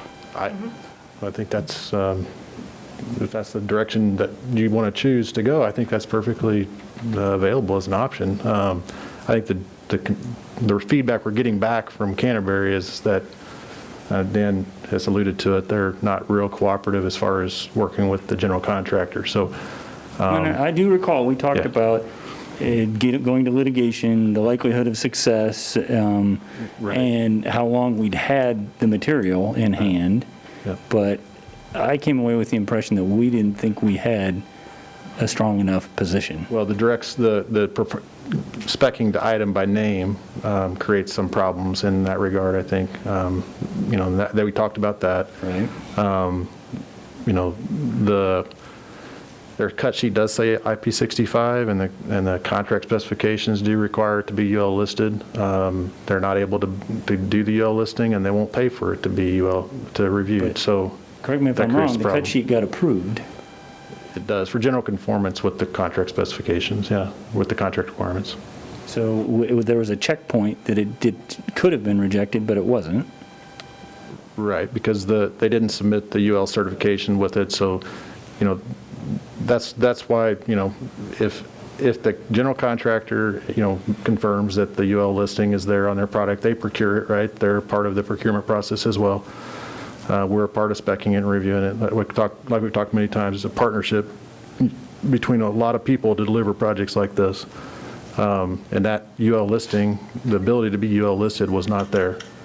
And they weren't willing to go to the expense to do the review to get it UL listed either. So I think we've bumped into that several times on this pursuit of Canterbury. And, we're trying to, that's why we're willing to help pay for part of it. To try to make it right by the city and try to get something that's safe and it's in good condition. We had a conversation that we spec'd it by name. The contractor bought what we told him to, and then after the fact, after the cut sheets are in and we're actually installing them, we start to realize we have a problem. So the conversation I was in, we all collectively took a lot more ownership than throwing them under the bus like we did tonight. Yeah. That's not the intention for us to throw them under the bus. I mean, we feel like we have a role to play as well, and that's why we're willing to help do this, pay part of the fee to get this right. We're not trying to say we're completely blameless in that, our shop drawing reviewer, if he'd thought to say, hey, we need to have the UL listing provided to us, before we say, yeah, it generally conforms. That could have saved a lot of headache right there. We also, expect the general contractor to do his due diligence and making sure those documents are in place and everything else, and that he's reviewed it for general conformance as well. So when we receive a shop drawing, the contractor's representing to us that he has done that. So there's some shared responsibility in that flow of information to us. Which creates the opportunity for Canterbury to push back. Yeah. They submitted, we approved them. In answer to your question, that's more in keeping with my recollection of the conversation we went through and how we ended up at a conclusion that we didn't get what we wanted, but there was enough steps in there. They're saying you approved it, you accepted it. There was enough, for lack of a better word, blame to go around that it did not seem clear cut to me that we could just go after Canterbury and go buy a replacement product. So did we ask for the product by name? Yes, we did. And the product we asked for didn't meet the specs we provided. So there's confusion at the very start of the process when we say we expect the product to meet these specifications, but then we say this is the product we want, and it doesn't meet those specifications. We sent a mixed message, when we did it that way. And I think that's why that's why we're not holding Smoky Hill all the way accountable for the whole thing. Because if it hadn't met the spec and it had been right and we hadn't asked for the specific thing, then we could hold the contractor accountable. But they didn't meet their own internal specs of being IP65. Ultimately, I mean, if you look in a catalog and it says IP65 and you're like, okay, cool, I want IP65, and you buy it, and what you get actually isn't IP65, whether it's because of design or poor construction or, they just put it on there so they could sell more units. We didn't get what we specified. I mean, So who rates it as IP65? Is that like UL, an independent lab somewhere, or is it just something that a vendor can put on their product? right, like I make a light fixture and can put IP65 on it. Well, I can say that our shop drawing reviewer, and Simon, you can correct me if I'm wrong, but the guy that reviewed our shop drawing, he did his due diligence, reviewed everything, looked at the cut sheets, saw that the material that was spec'd was, shown in the catalog for outdoor use. Dan showed it earlier, that they're being used outdoors in other locations. It had the IP65 on it. I know he wishes that he would have, raised let's make sure this is UL listed instead of taking it for granted, because I think we all take it for granted that these electrical installations and equipment are properly certified by UL listing. And the pushback we got back, on getting it listed and the cost to do it was a little bit surprising that you wouldn't want to go do that just as a matter of liability, as a manufacturer. But that's the case that we're in right now. We've sat down, we immediately, we want to make this right. It's a partnership. You asked who gets to go and raise their hand and take all the credit for, the project being great. Well, nobody really gets to do that on projects. It's the people of Salina that paid for it that gets to do that. We're here to help try to deliver on a vision. There was a lot of collaboration early on how this is going to look and what it's going to look like, all the way down to selecting fixtures like this, because this is what the city and the people wanted in the public outreach.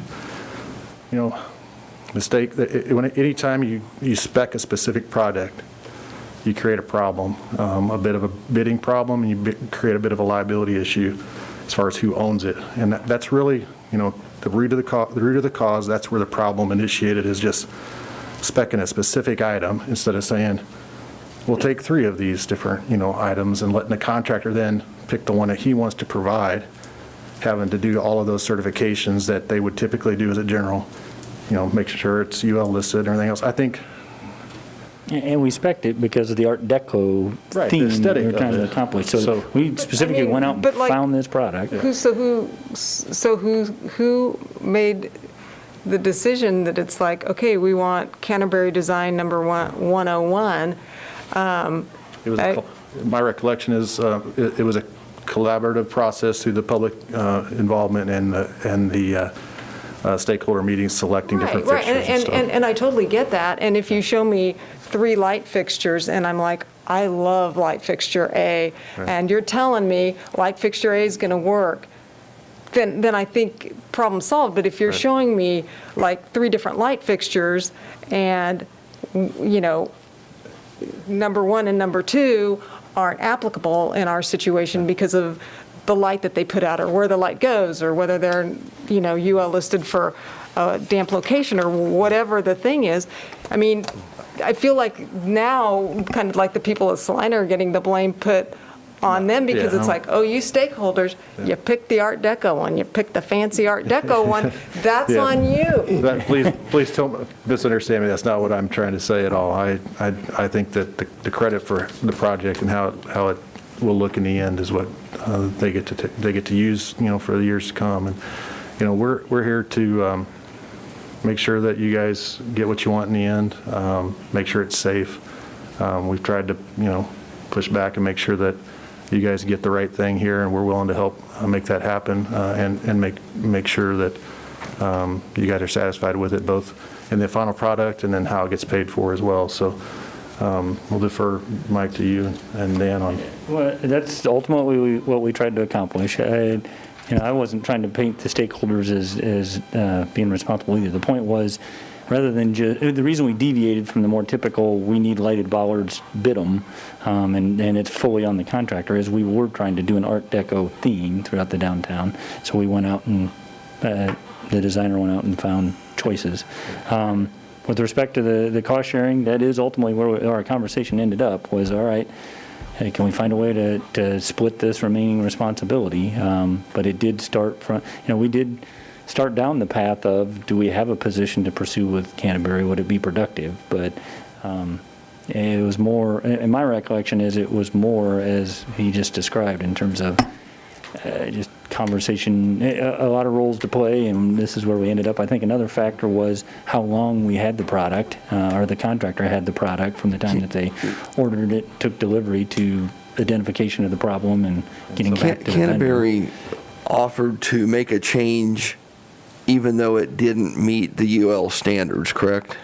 Yes, they offered a change that we collectively, with HDR's help, rejected because we still didn't think it was sufficient. And again, I think we need to kind of move this on, but at the least, I would think we should go back to Canterbury and say, okay, we're not going to require you to do this, and this was an expense that you would have entailed, and at least try to get some kind of reimbursement out of them. Does that, I mean, I don't know if that can be done, but we're saying we're not going to require you to come in and redo this, and there would have been a cost associated with that to them, I'm guessing. Am I correct? Yes, and one of the conclusions we reached was, as Dan mentioned, we don't have a direct relationship with Canterbury. Right. We have a relationship with the contractor who, at the direction of the plans, made the purchase from Canterbury. I guess we would ask the contractor to go back at a minimum and try to do that. Well, in part, that's what contributed to this length of time from when we identified it and talked about it till now, is the contractor's because been trying to go around with Canterbury offered up a solution, but the solution was not acceptable. So to me, the contractor ought to go back and say, we're not going to require you to do that. We're going to take care of it ourselves, but in lieu of that, X number of dollars needs to be reimbursed. And I think they could do that, and they could, if they're successful in this scenario, they could apply it to their third. That's what they did. Of this. They did that. And So what was Canterbury's response? Canterbury has not responded to that yet, believe it or not. So either way, that wouldn't be money coming back to us anyway. In this scenario, it wouldn't. Had money going out. The contractor sent that to I him. don't like it. We need, we need to move this project on. I mean, we need to get them moved back 2 foot. We need to get them lit. Well, we learned a $12,000 lesson, don't specify a product. Well, I'm with you. I don't like it. It's just a bad situation to be in, especially given our history. On the other hand, it is $12,000 on a $12 million project. And I think I'm going to quote Commissioner Davis from last week when we were talking about the light pole in front of Yaya's. When you have this bigger project, and if this is the biggest thing we run into, so be it. I mean, we did have a lot of different hands in this. We were trying to keep businesses open. HDR was involved, Smoky Hill, the city, we were managing that. So, there were a lot of moving parts. So I don't like this at all. Again, hindsight's always 20/20. We'd all do it differently now. But I do think that it's a solution that we can live with, I guess. So I guess I'd open it up to public comment at this point if anybody has any comment. Norman, that'd be you. You're the only one in here.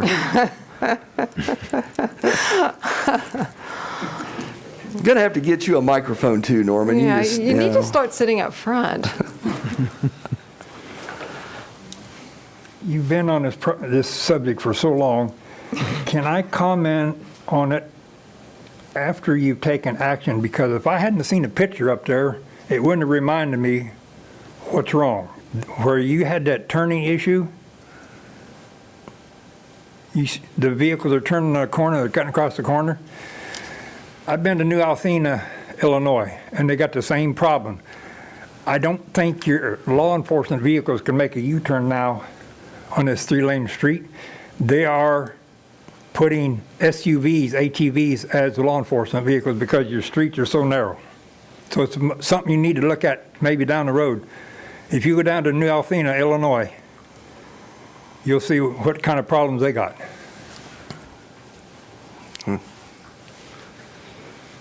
Or make the bollards out of heavy gauge iron and steel. I guarantee you nobody will hit it twice. Okay, with that, I will bring it back to the commission for action. Mayor, I move we approve change order number 22, authorizing the city manager to approve in an amount not to exceed $37,872.25, $12,624,008, the city portion. Second.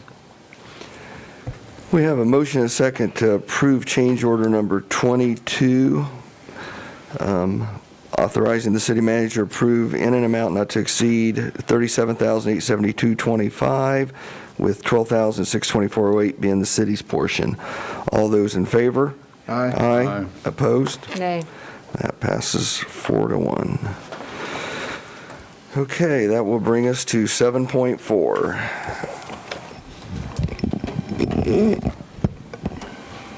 Item 7.4, resolution number 20-7892, approving the City Commission agenda, general order of business and public participation policy. Mr. Scragg. Thank you, Mayor and Commissioners. This item is the culmination of, I think, 2 recent conversations, and it's been a topic of ongoing conversation for longer than that. We have what we call the agenda, general orders of business that we attach to the agenda that provide instructions for conduct in city commission meetings. And the question that's been a recurring question is whether signs are permissible in a city commission meeting. And then more recently, you expressed concerns about other decorum concerns that resulting from the public's conduct at the police forum that was held as a study session at Tony's Pizza Event Center. And so legal counsel reported to you last week that they'd done some additional legal research and identified a case out of Louisiana that provided some additional guidance about a lawful way to, I guess my time's up. There we go. A lawful way to prohibit signs in the context of a public meeting. And, what we've talked about before is the presumption is that this is a public forum subject to free speech, and so we're very reluctant to limit signs in city commission meetings. So the guidance that was provided was that we could limit, have general guidance regarding or limiting speech on the basis of time, place, and manner if it was content neutral, and that those, if we had any content-based restrictions, those would be highly scrutinized from a legal standpoint.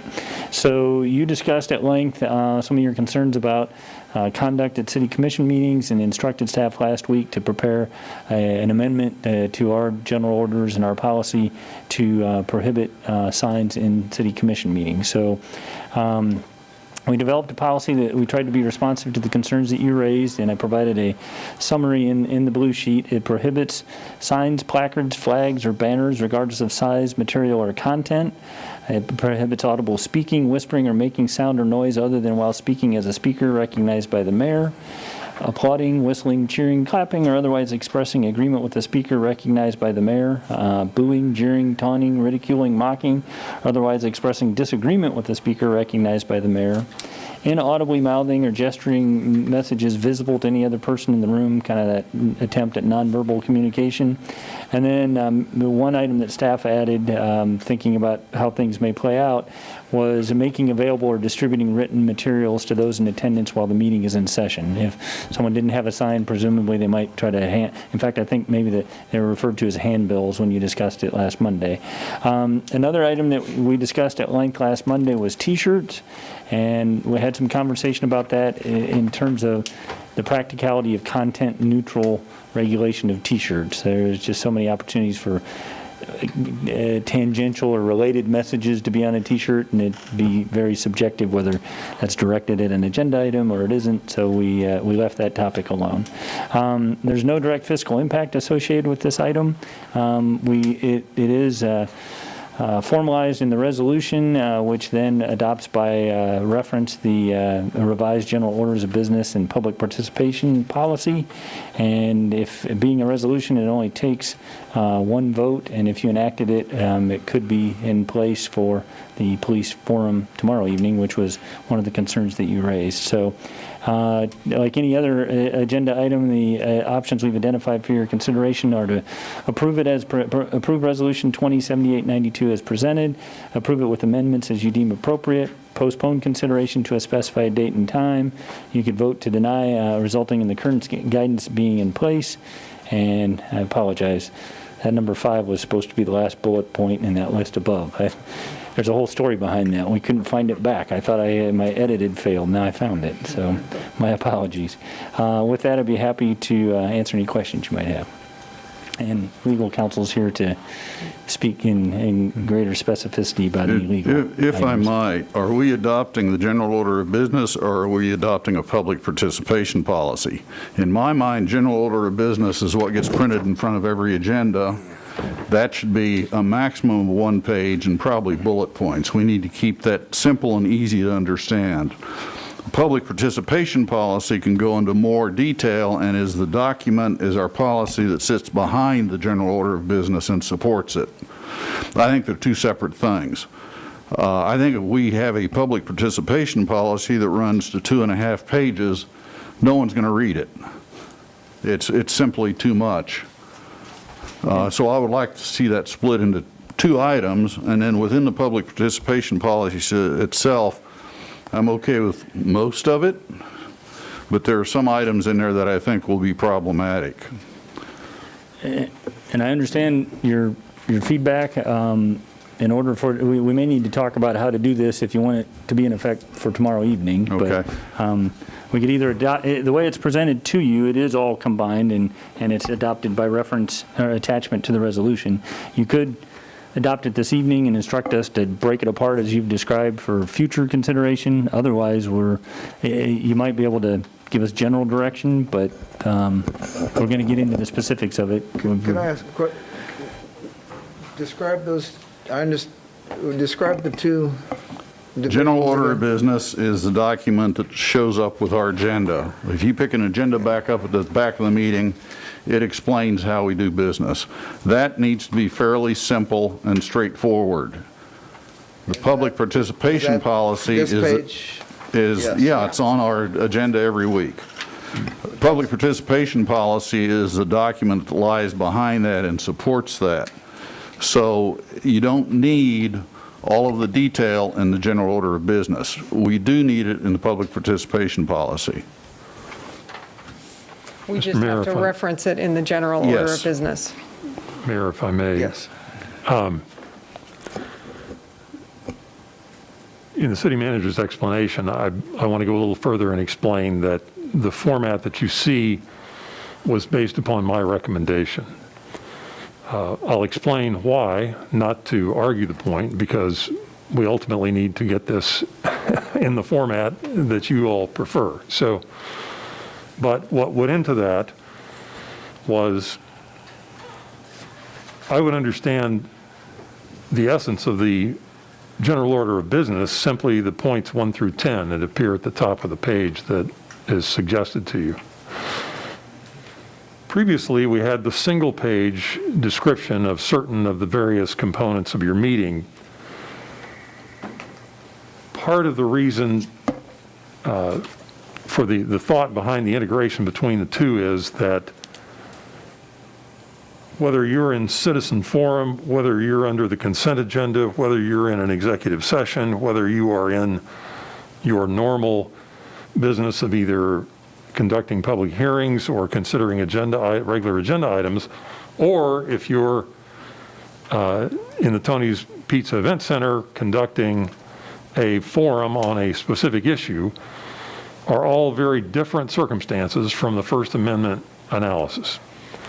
At least enough that it seemed to me to be advisable to address them separately, and in a way that anybody that picked up an agenda at the door would not only know about it, but have it at hand. So that's all by way of the explanation as to what prompted this format as it was recommended to you. So I think now we need to be about the business of figuring out what you find to be the most useful way of communicating the information. And certainly if Commissioner Franz's thought is the collective thought, we will adapt to that. Just so clear, the general order of business is just the top 1 inch of this first page. It's listed 1 through 10? that could be put on a 8 by 11 sheet, and that would be the entire general order of business. Is that correct? Or- But then we don't make the rules for the No. conduct commission No, but that meeting would be as a part of it'd be that. a separate document. Yeah. It would just My- take the top inch, make it a page to itself, and then you have what was it called, public participation policy, which is the 2-page document.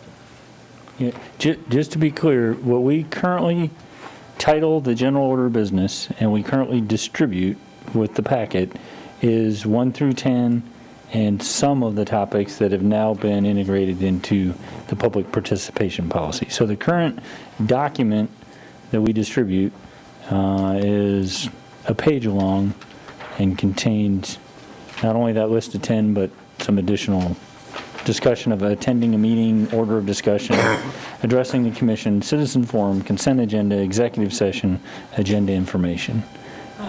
May I ask a question really quick? Could I grab an agenda? Because I always throw away my general order of business page, and I need to look at it as we're discussing the two. Like, I'm thinking if someone is going to address, if they know ahead of time they want to participate in the meeting, or address the meeting, they would probably not reading the public participation policy. You know, honestly, I don't think anyone's going to read the public participation policy until there's an issue. It's on The the thing front of about it. having this, though, is if we have an issue, whoever the mayor is, can point to this, no matter what venue we're in. I would agree. I think it's useful to have it all there, and for those that look at these things online before they come to a meeting, then it's all going to be in one place instead of they have to look in two places. I don't think they read the for it. one page either. They'll skip to what they Rod, are probably. interested in reading. But I think this covers, covers it all.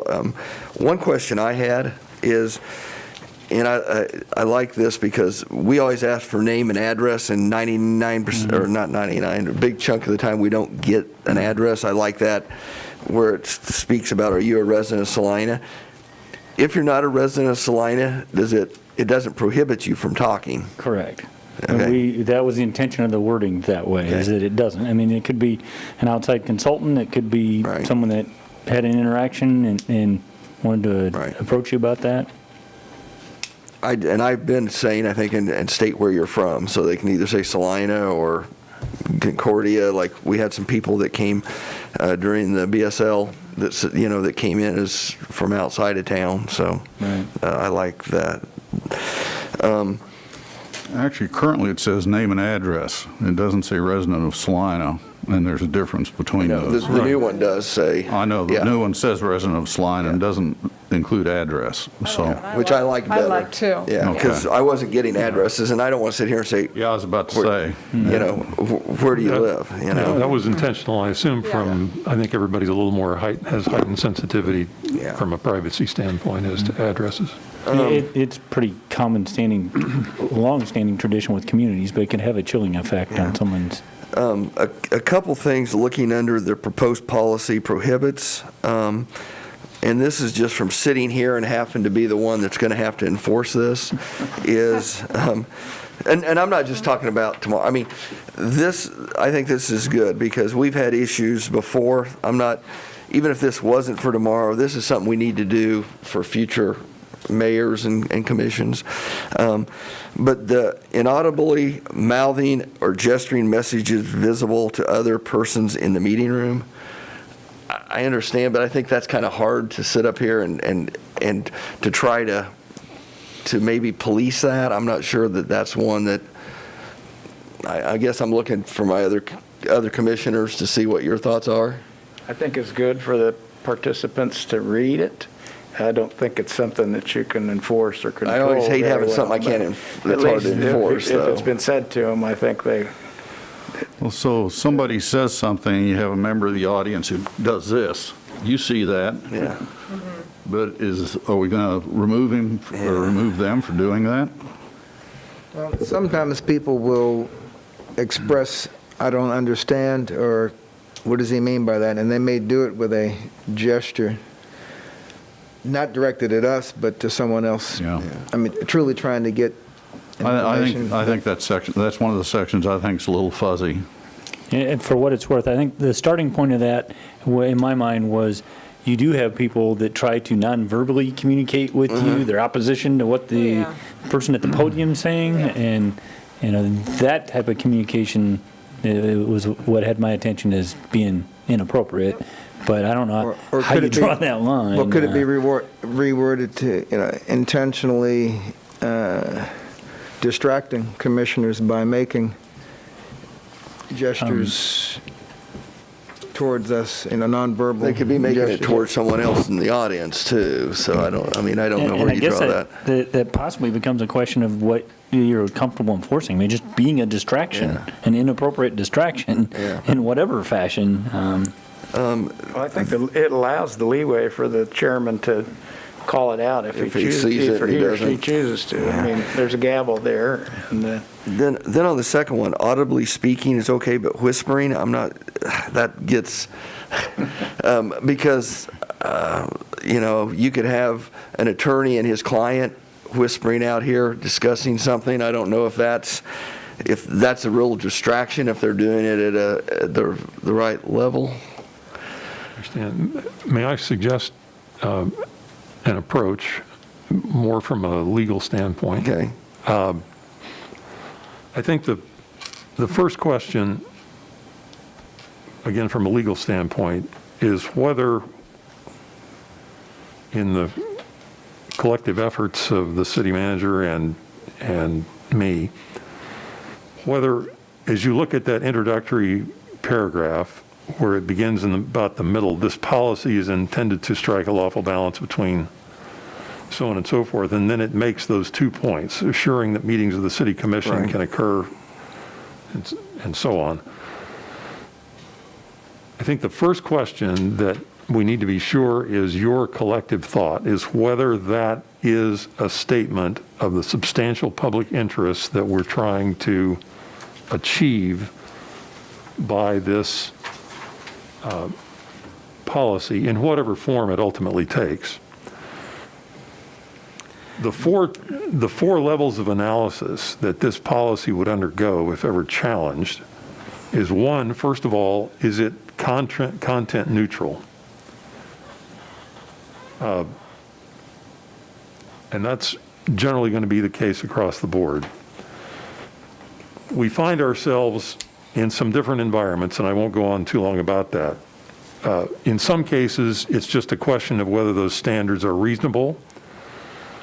If we're found to be in a designated public forum, the analysis then goes on to determine, one, do the time, place, and manner regulations address a substantial governmental interest?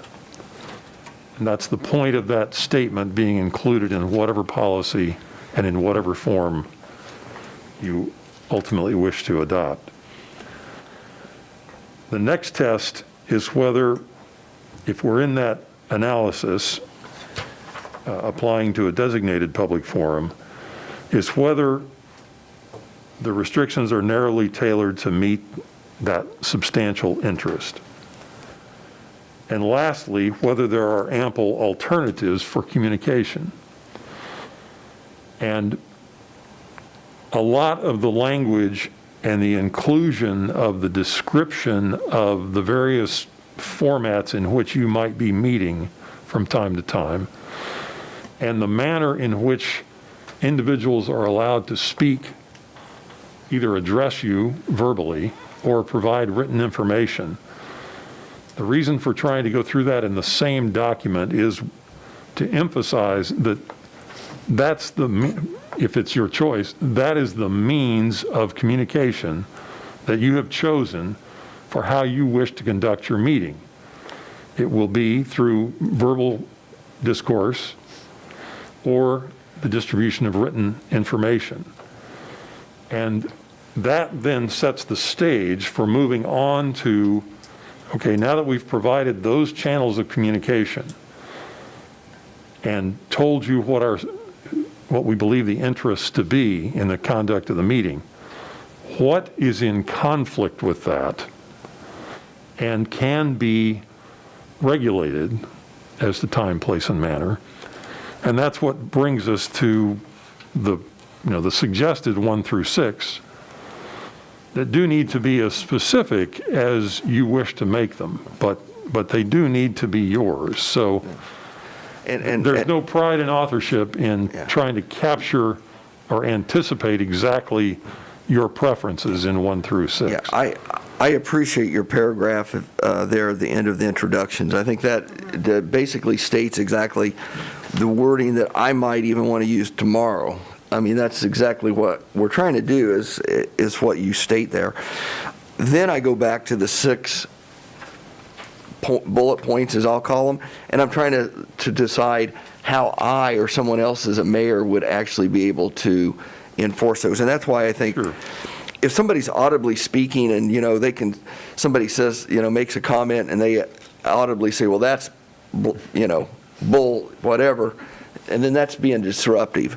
Or if somebody starts making noises or whatever,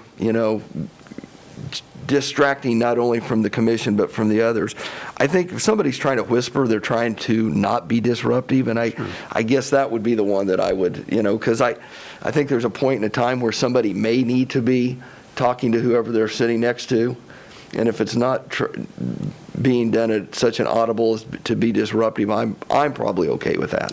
But I'm just 1 vote out of 5, so. Well, and I think you make a good point, because it basically, that's kind of referenced again in 3 and 4, the, kind of aggressive affirmative and aggressive negative.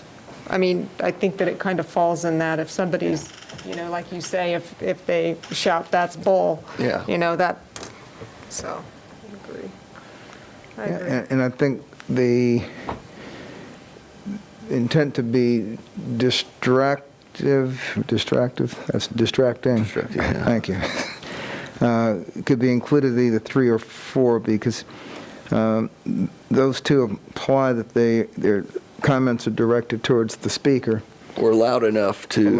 But they could just be trying to be generally disruptive, or they may be trying to distract us. And there are times when people if 2 people are going to come for comments, they may say, "Oh, you're going to talk about that? Okay, I won't mention that to save time. I'll talk about this." Yeah. And usually people will do that at a very low voice. And I need something that, again, is fair to everyone. If Martha Tasker's sitting out here with somebody from HDR, and we're discussing something, and Martha leans over, I'm going, Martha, now stop that. I'm not a kindergarten teacher. I'm not going to, I don't want to get into that. So, I think that's just going a little far. That's just my opinion.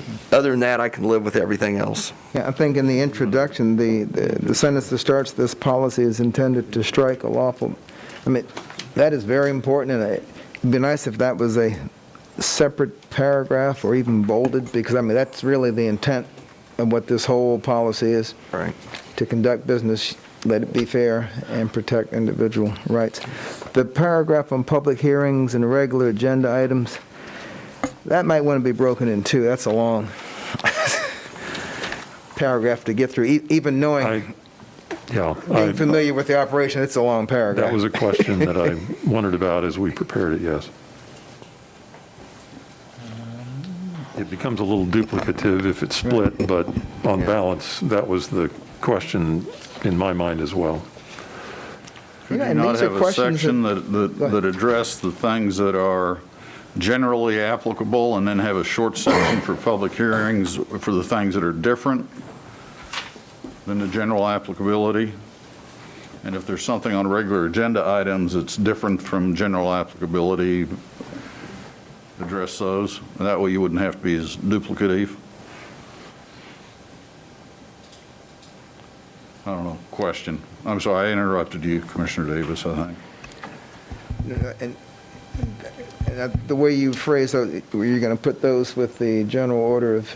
No, I'm just saying that the public hearings and regular agenda items, as you go through that, there's some repetition, because you talk about things in public hearings this is a requirement, and then you talk about under regular agenda, this is also, it's the same requirement. And it just seems like if you consolidate the things that are the same or similar, and then talk about the exceptions primarily for the public hearing, I think, you could condense that a little bit. I don't know. It's an understandable question. It's, as we worked on it, it's one of the questions we deliberated upon as well, because the approach was attempting to identify for folks what context are they in. And if you're looking at that section on each of those contexts, the idea was that you could pretty well tell what was going to happen.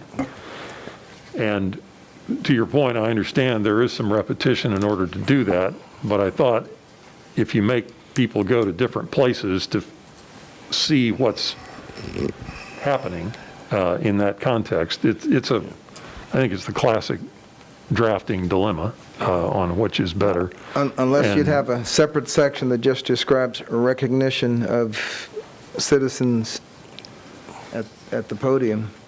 Well, Because the only difference is, citizens forum, it's 5 minutes. During an agenda item, it's 3 minutes. Well, if we're looking for a way to break it up into paragraphs without wholesale editing it, where it starts upon recognition by the mayor, at least seems like a logical break point between kind of the mechanics and then now that you're at the podium, here's what you're supposed to do. I could defend those as standalone paragraphs, but it doesn't. It's not the redraft that Commissioner France described. Well, it would shorten the paragraph on public hearings. It would shorten the paragraph on limited forum, or anywhere where a citizen can speak. Those rules of basically what to do when you're at the podium, or how to be recognized. The only difference is the time limit, and even that can change depending on the topic. It's always easy to be the editor and not the writer. So, amen. It's a little longer than I would probably make it, but I think the content is what we want. If we could do away with whispering, I would be real happy with the document and could probably live with it. I think it meets what we want and gets us a lot closer to where we need to be. And if we have to massage this down the road, we can. But I don't. Well, I think it's number 5. I think we need to look at is Number 2 and number 5. Number 2 and 5, and drop those. Yeah, because strike whispering and strike number 5 altogether. Yeah, because I think that both of those, if they're loud or overt enough to be distracting, really fall under and I think 3 and 4. Right, the conning, Ridiculing, mocking. mocking. I did have one. Or any distracting. It does say, or otherwise expressing disagreement with the speaker recognized by the mayor, or expressing an agreement, and that does kind of cover the inaudible stuff. But it doesn't, they would say I wasn't directing it at the speaker. Just any behavior that's distracting. With the speaker or period. If they get up and start dancing in the seat, that's going to be distracting. And they'd say, well, there's nothing in here that says that I can't dance. I wasn't directing it at the speaker. I wasn't disagreeing with anybody. I just felt and it could be like dancing. And here's what and I don't know how you want to reword this, Mr. Bingston, but booing, jeering, taunting, blah, blah, otherwise expressing disagreement with, because it could not only be a speaker, it could be a commissioner, or it could be our legal counsel.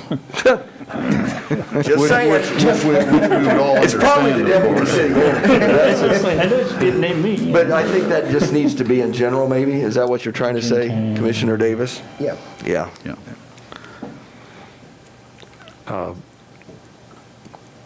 Now I had, again, we can make this however you wish. I had presumed that as we look to you for recognition, even in our roles, that we have been recognized by you. Including other commissioners, then? Well, I'm not arguing the point again, I was just explaining I where see that what you're came saying. from. You're saying, I was trying to make it shorter. yeah. I see where you're coming from. I was just thinking that. But if yeah. we want to specify commissioners, I'm just that's thinking easily that, done. Commissioner Davis could say something and could be getting, and then I guess it would be up to me, because I probably have called on you to speak, I guess. Well, it's very easy. Could we strike recognized by the mayor and just agreement with a speaker or disagreement with a speaker? Okay, because, Or participant, I well, don't see, know. right now, the way this is, there would be nothing that would keep a group of people in any of our meetings standing up, and I'm just going to use this as an example, and I apologize. Don't defund the police. Don't defund the police. You get 20 people standing up cheering that out loud, and there's nothing in here that... They haven't been recognized by the mayor to speak. No, but you see, that's expressing, I take it, all that refers to expressing disagreement with the speaker. But if they're doing it just in between speakers, when no one's at the podium... Well, that's actually number two. That's number two? That's what or making sound noise other than... Okay, that would be number two. So take out whispering. As long as they're not whispering in the background. Just don't whisper. Okay. We are getting engaged in wordsmithing here, and I think what we need to do is adopt this thing. Yeah, I agree. And let's go back and let the staff take some of our comments and redraft it, hopefully on one page, Do you have an opinion about font size? With one more condition, just one more comment I have, and it's a top line on the third page. And it says, public interest outlined above, no person before, during, or after the meeting shall in the meeting room engage in these. Before, during, or after covers 24 hours a day. In the meeting room. No, it says before, during, or after the scheduled meeting. Shall in the meeting room. So if we recess, nobody in this room can talk. If we go into executive session, nobody in this room can talk because the meeting's still in progress. And before the meeting, they have to leave the room before they're allowed to talk. I'm just, I think that it reads like it's extremely stringent. Now, I kind of get where you're going to. If everybody's out there chittering and it's hard to get the meeting started, that's something we want to avoid. Yeah, and I certainly do understand the point. And as we worked on that, and I can't speak for the city manager, but I suppose it comes down to the question of, as you conduct your meeting, are you concerned about anything before or after, or is it just from the point in time that you convene until you... I'd welcome any other comments on that. Question. Yeah. Well, I was thinking that this would apply to while the meeting was in progress, in session. But then before the meeting... What goes on 30 minutes before our meeting in this room, I'm not as, well, just because I've probably never seen any raucous behavior in here before a meeting. But if people were walking around with signs at 3:30, well, the signs would have to be gone by 4 o'clock. Now, when it says no signs in the meeting room, does that imply during the time the meeting's in session, or is this room considered sacred ground and never ever? Other than what's specified here, there is no other provision. So this was intended that you weren't running a gauntlet of signs to get to the dais or to leave the meeting, that the expectation was signs were not a form of communication. I mean, I understand when we get back to the habit of adjourning an executive session, and I don't think the intention was that people can't talk amongst themselves while they're out here, but I guess I was guilty of assuming that a lot of this other prohibitions were in recognition of someone else having the floor. And so, while the meeting's not in session, you don't have someone having the floor, but Yeah, I think that can be interpreted different ways. I'm not sure, because does this mean that if Norman comes up to speak to me after the meeting, he has to wait till we get in the hallway?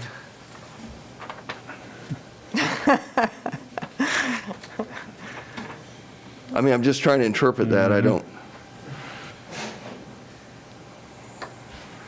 Well, if he's not applauding or jeering, I mean, doesn't, I guess at that time the meeting is. It doesn't. As long as you recognize him, he's okay. I don't mean to be. I just think, look, I think we need to approve it and maybe massage it as we move forward. Ask for some wordsmithing as we go on, because I think there are things in there that need to be. I think. And just so that I can put it in your ear, speaking of wordsmithing, because that's all it is. Under citizen forum and under public hearings and regular agenda items, when a speaker is recognized by the mayor, the language, the speaker must confirm whether he or she is a resident of Salina.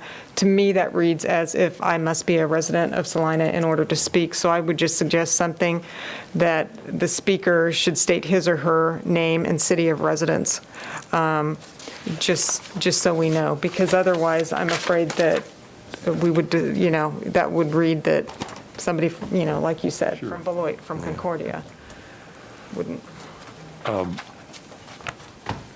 Part of that was a byproduct raises a good question. Would you be concerned at all about that in the citizen forum context? Or does it matter of their place of residence? Matter to me. I mean, depending on their topic, I mean, it might be nice to know that someone in Ellsworth who drives over here has found something here that they really think we need to address. Okay. Does that work for everybody in the citizen forum context as well? Yes. Okay. Can I make a run at inventorying what I think we said we're going to edit so far?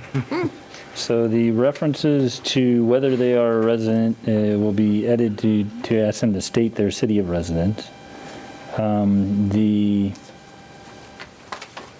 The section, forms of communication not allowed in the meeting room, whispering will be struck.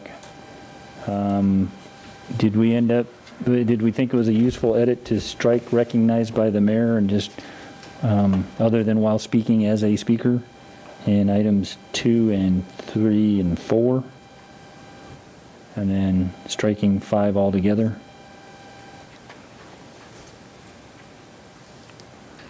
I'm not sure what you're saying there. I would keep 2, 3, and 4. The concern was with clarity about whether you've been recognized by the mayor, and my suggestion was you could strike recognized by the mayor, and the expectation is your opportunity to speak is as a speaker. You don't interrupt another speaker, essentially. I guess the only reason I would keep it is that it implies that unless you've been recognized by the mayor, you shouldn't be speaking out loud. Yeah. So leave it in? Yeah. Okay, and then strike 5 altogether? I would. Okay. Yeah. And then see what we can do about clarifying the before and after the meeting conduct. Yeah. Okay, now, number 2 still does not include quiet, distracting activity. Right. It's taking, I think, what number 5 was meant to cover. Right. And adding it to something, it's... How about you move, just take, I don't know if that's true, booing, jeering, taunting, gesturing, ridiculing, mocking, can you add that up there? I just put gesturing in. Well, but I think, the point that was made earlier is if you just have a natural reaction, whether it's cocking your head or raising your arms, that's in agreement or disagreement, when what you're really trying to discourage is intentionally being distracting with nonverbal communication, aren't you? Yeah. So if that's the intent, then we probably need to reword 5 Or you could just add distracting gesturing to both of those. But I think it was to your prior point, it may not be an agreement or disagreement. It may just be, if you want to retain that, I think it would be inaudibly mouthing or gesturing in a manner deemed to be distracting to other persons in the meeting room. I like that. Okay. That's fine. Inaudibly mouthing or gesturing in a manner deemed to be distracting to other persons in the meeting room. Yep. I mean, and just for an overview, what we're trying to do is help out the presiding officer of the meeting too, because we can point to our expectations of the behavior. So like Commissioner France said, if we have to do some tweaks to the wording, I think you're definitely on the right path. And to that end, I think it was radio this morning, but there's already communication that they can't do this and you need to boo and jeer tomorrow. So there's a whole philosophical argument to be made that it's a free speech issue, so plan to jeer tomorrow. Just to forewarn you. I'm looking at Officer Golick over there. What kind of muscle do we have to back that up when the mayor reaches his threshold and is like, I mean, do we just adjourn? I mean, the first option is you Just adjourn the meeting. adjourn the meeting. You can, Okay. you can take a recess and let things simmer down. If it's an individual, we will have police presence there, and you can ask for them to be removed. There's instances in other communities where that does not go well. It may require a physical confrontation, or you could adjourn the meeting. So you want a motion and a vote to adopt this, at least on a... Yes. Mayor, if I may I make two hopefully quick suggestions? To address Commissioner Franz's point, understandably, about the before, during, and after. Would it help there where it now says no person before, during, after, if we said no member of the public present before, during, or after the scheduled meeting? That would seem to possibly emphasize that it is a matter of a person who is present at the meeting place. I didn't see that as the problem. I see the before, during, and after as the problem. That's pretty all-encompassing in terms of time frame. What you're saying is while we're in executive session, someone couldn't sit out here and audibly speak, right? Yeah. And as long as they're not shouting through the door or hammering on a door, it's not a problem. Right. Okay. The other reason for asking to possibly add that is that it occurs to me as we're speaking that in that you all are persons, I suppose if someone wanted to be difficult, they could argue that the American flag, the state flag, and the flag of the city of Salina, if exhibited, was contrary to subpoint 1. If it were referred to as a member of the public present, and I don't know if we want to take it down to during the meeting, but that would be one way to make sure that it was clear that it was anyone who was I get a member of the public. We could certainly take it down to during and see if that works. If it doesn't Before, work, we during, can or double after the back. scheduled meeting shall be in the meeting room engaged in any form.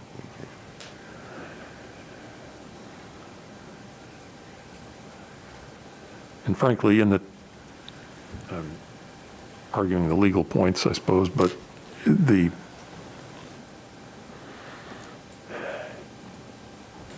if it works to bring the focus down to during the meeting, and there are ultimately problems beyond that, we at least have narrowly tailored it, as we are to do, in an effort to focus on strictly the meeting time. If we have problems beyond that, then on that basis, it can certainly be expanded. Let's leave it for now, and we'll, I guess. Has behavior or speaking before or after a meeting ever been a problem? But it deals with the other stuff too, below. Yeah, the thing that probably got my attention is signs. If you're going to ban signs, Because it deals with everything else below it. I don't know. but beyond that, I'm not aware of one, a problem. So you're saying that's the phrase that bans signs from the meeting room before the meeting? You're right. Right. That's what they're saying. This is going to be a real ticky-tack point, but since this is not our room exclusively, what's the time before our meeting that this is considered the city commission chamber, and what's the time after our meeting that it's considered the city commission chamber? I was in contact with the county, and we did, county administrator, we agreed that anything out in the hallway or out on the site probably was a building authority matter, but I don't know that we have a reservation block, because we reserve it to allow for prep time in advance, but I don't know that there's a hard and fast rule. So could someone come in here at 2 in the afternoon and have a rally? It's before the meeting, but our meeting doesn't start till 4. Independent of all this, they would have to have we wouldn't give them a reservation for that, I don't think. So they'd be told they didn't have a This room is reservation. technically usually, it's not always locked, but it's off limits if there's not a meeting in here. Correct. Actually, yeah, it's locked, Yeah. generally. It is locked? Yep. Okay. And it gets open. If it's reserved for our use on Monday afternoons, then. Yeah, there may be some transition time, but it's not open continuously. And that's significant in terms of this room not being a traditional public forum. It is subject to whatever you declare it to be during your meeting time. Do we have what we need to make a motion with amendments?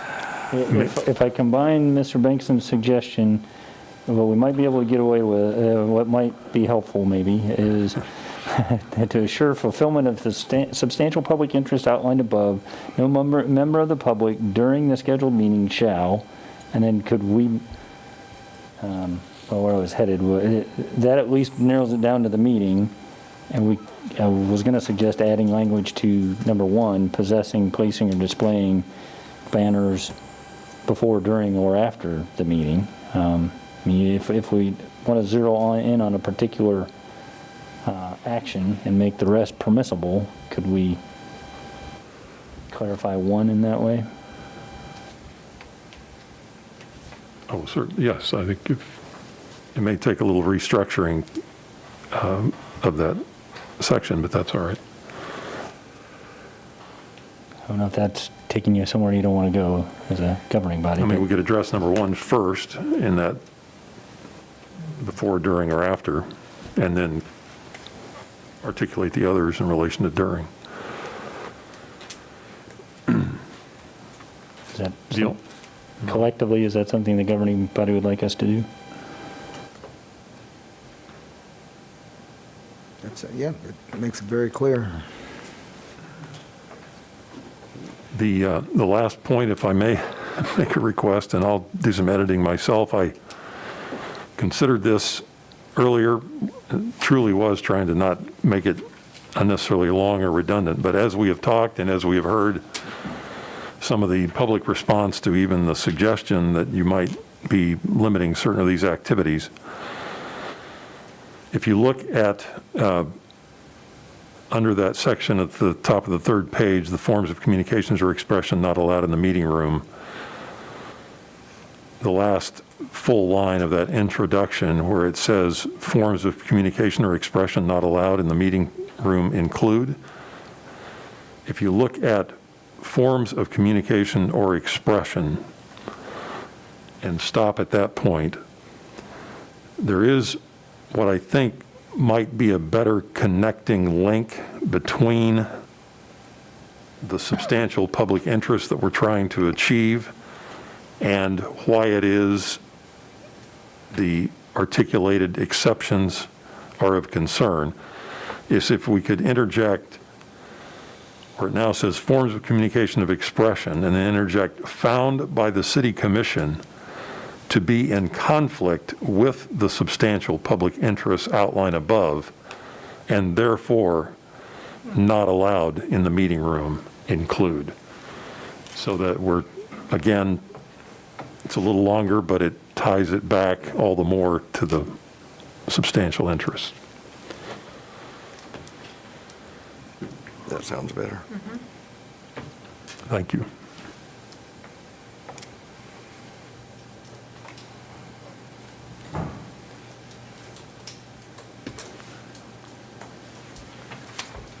Can we pass this with the amendments we have and then try it on for size and schedule a review in another week or two?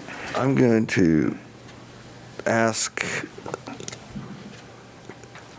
legal counsel to, or city manager to give us what you have written down as the amendments. I'll volunteer to give that a try. Because then we're going to make perhaps a motion to approve with amendments, and then we won't have to list them if. So my understanding of the proposed amendments are to amend references to a speaker confirming whether he or she is a resident of Salina to the speaker must indicate their city of residence. In both instances that occurs. That within the forms of communication or expression not allowed in the meeting section, we're going to reformat that to separate out possessing, placing, displaying a sign, placard, flag, or banner, regardless of its size, the material of which it's made, or its written graphic or symbolic content to be prohibited before, during, and after the meeting. We'll reformat the remainder of that section to only be applicable during the meeting, and we will amend the last sentence of that currently first paragraph. Consequently, forms of communication or expression, and Greg, your wording was deemed to Found by the City Commission to be in conflict with the substantial public interests outlined above, and therefore not allowed in the meeting room include.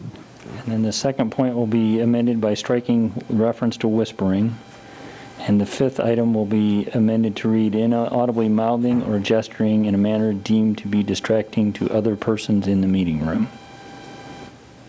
And the only other one that we talked about is breaking the public hearings and regular agenda items into two paragraphs, with the second paragraph starting with upon recognition by the mayor, the speaker must.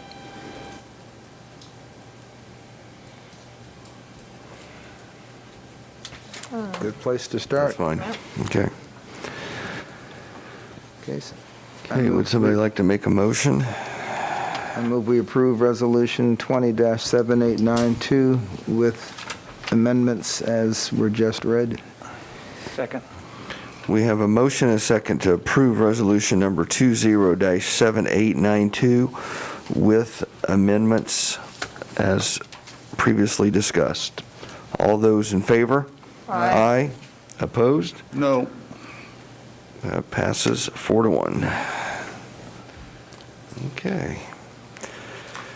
Okay, do we have any other business? If not, I will accept a motion to adjourn. Move we adjourn. Second. A motion to adjourn. All those in favor? Aye. Opposed? I will see everyone tomorrow at Tony's Pizza Event Center. It begins at 7 o'clock. Okay, thank you.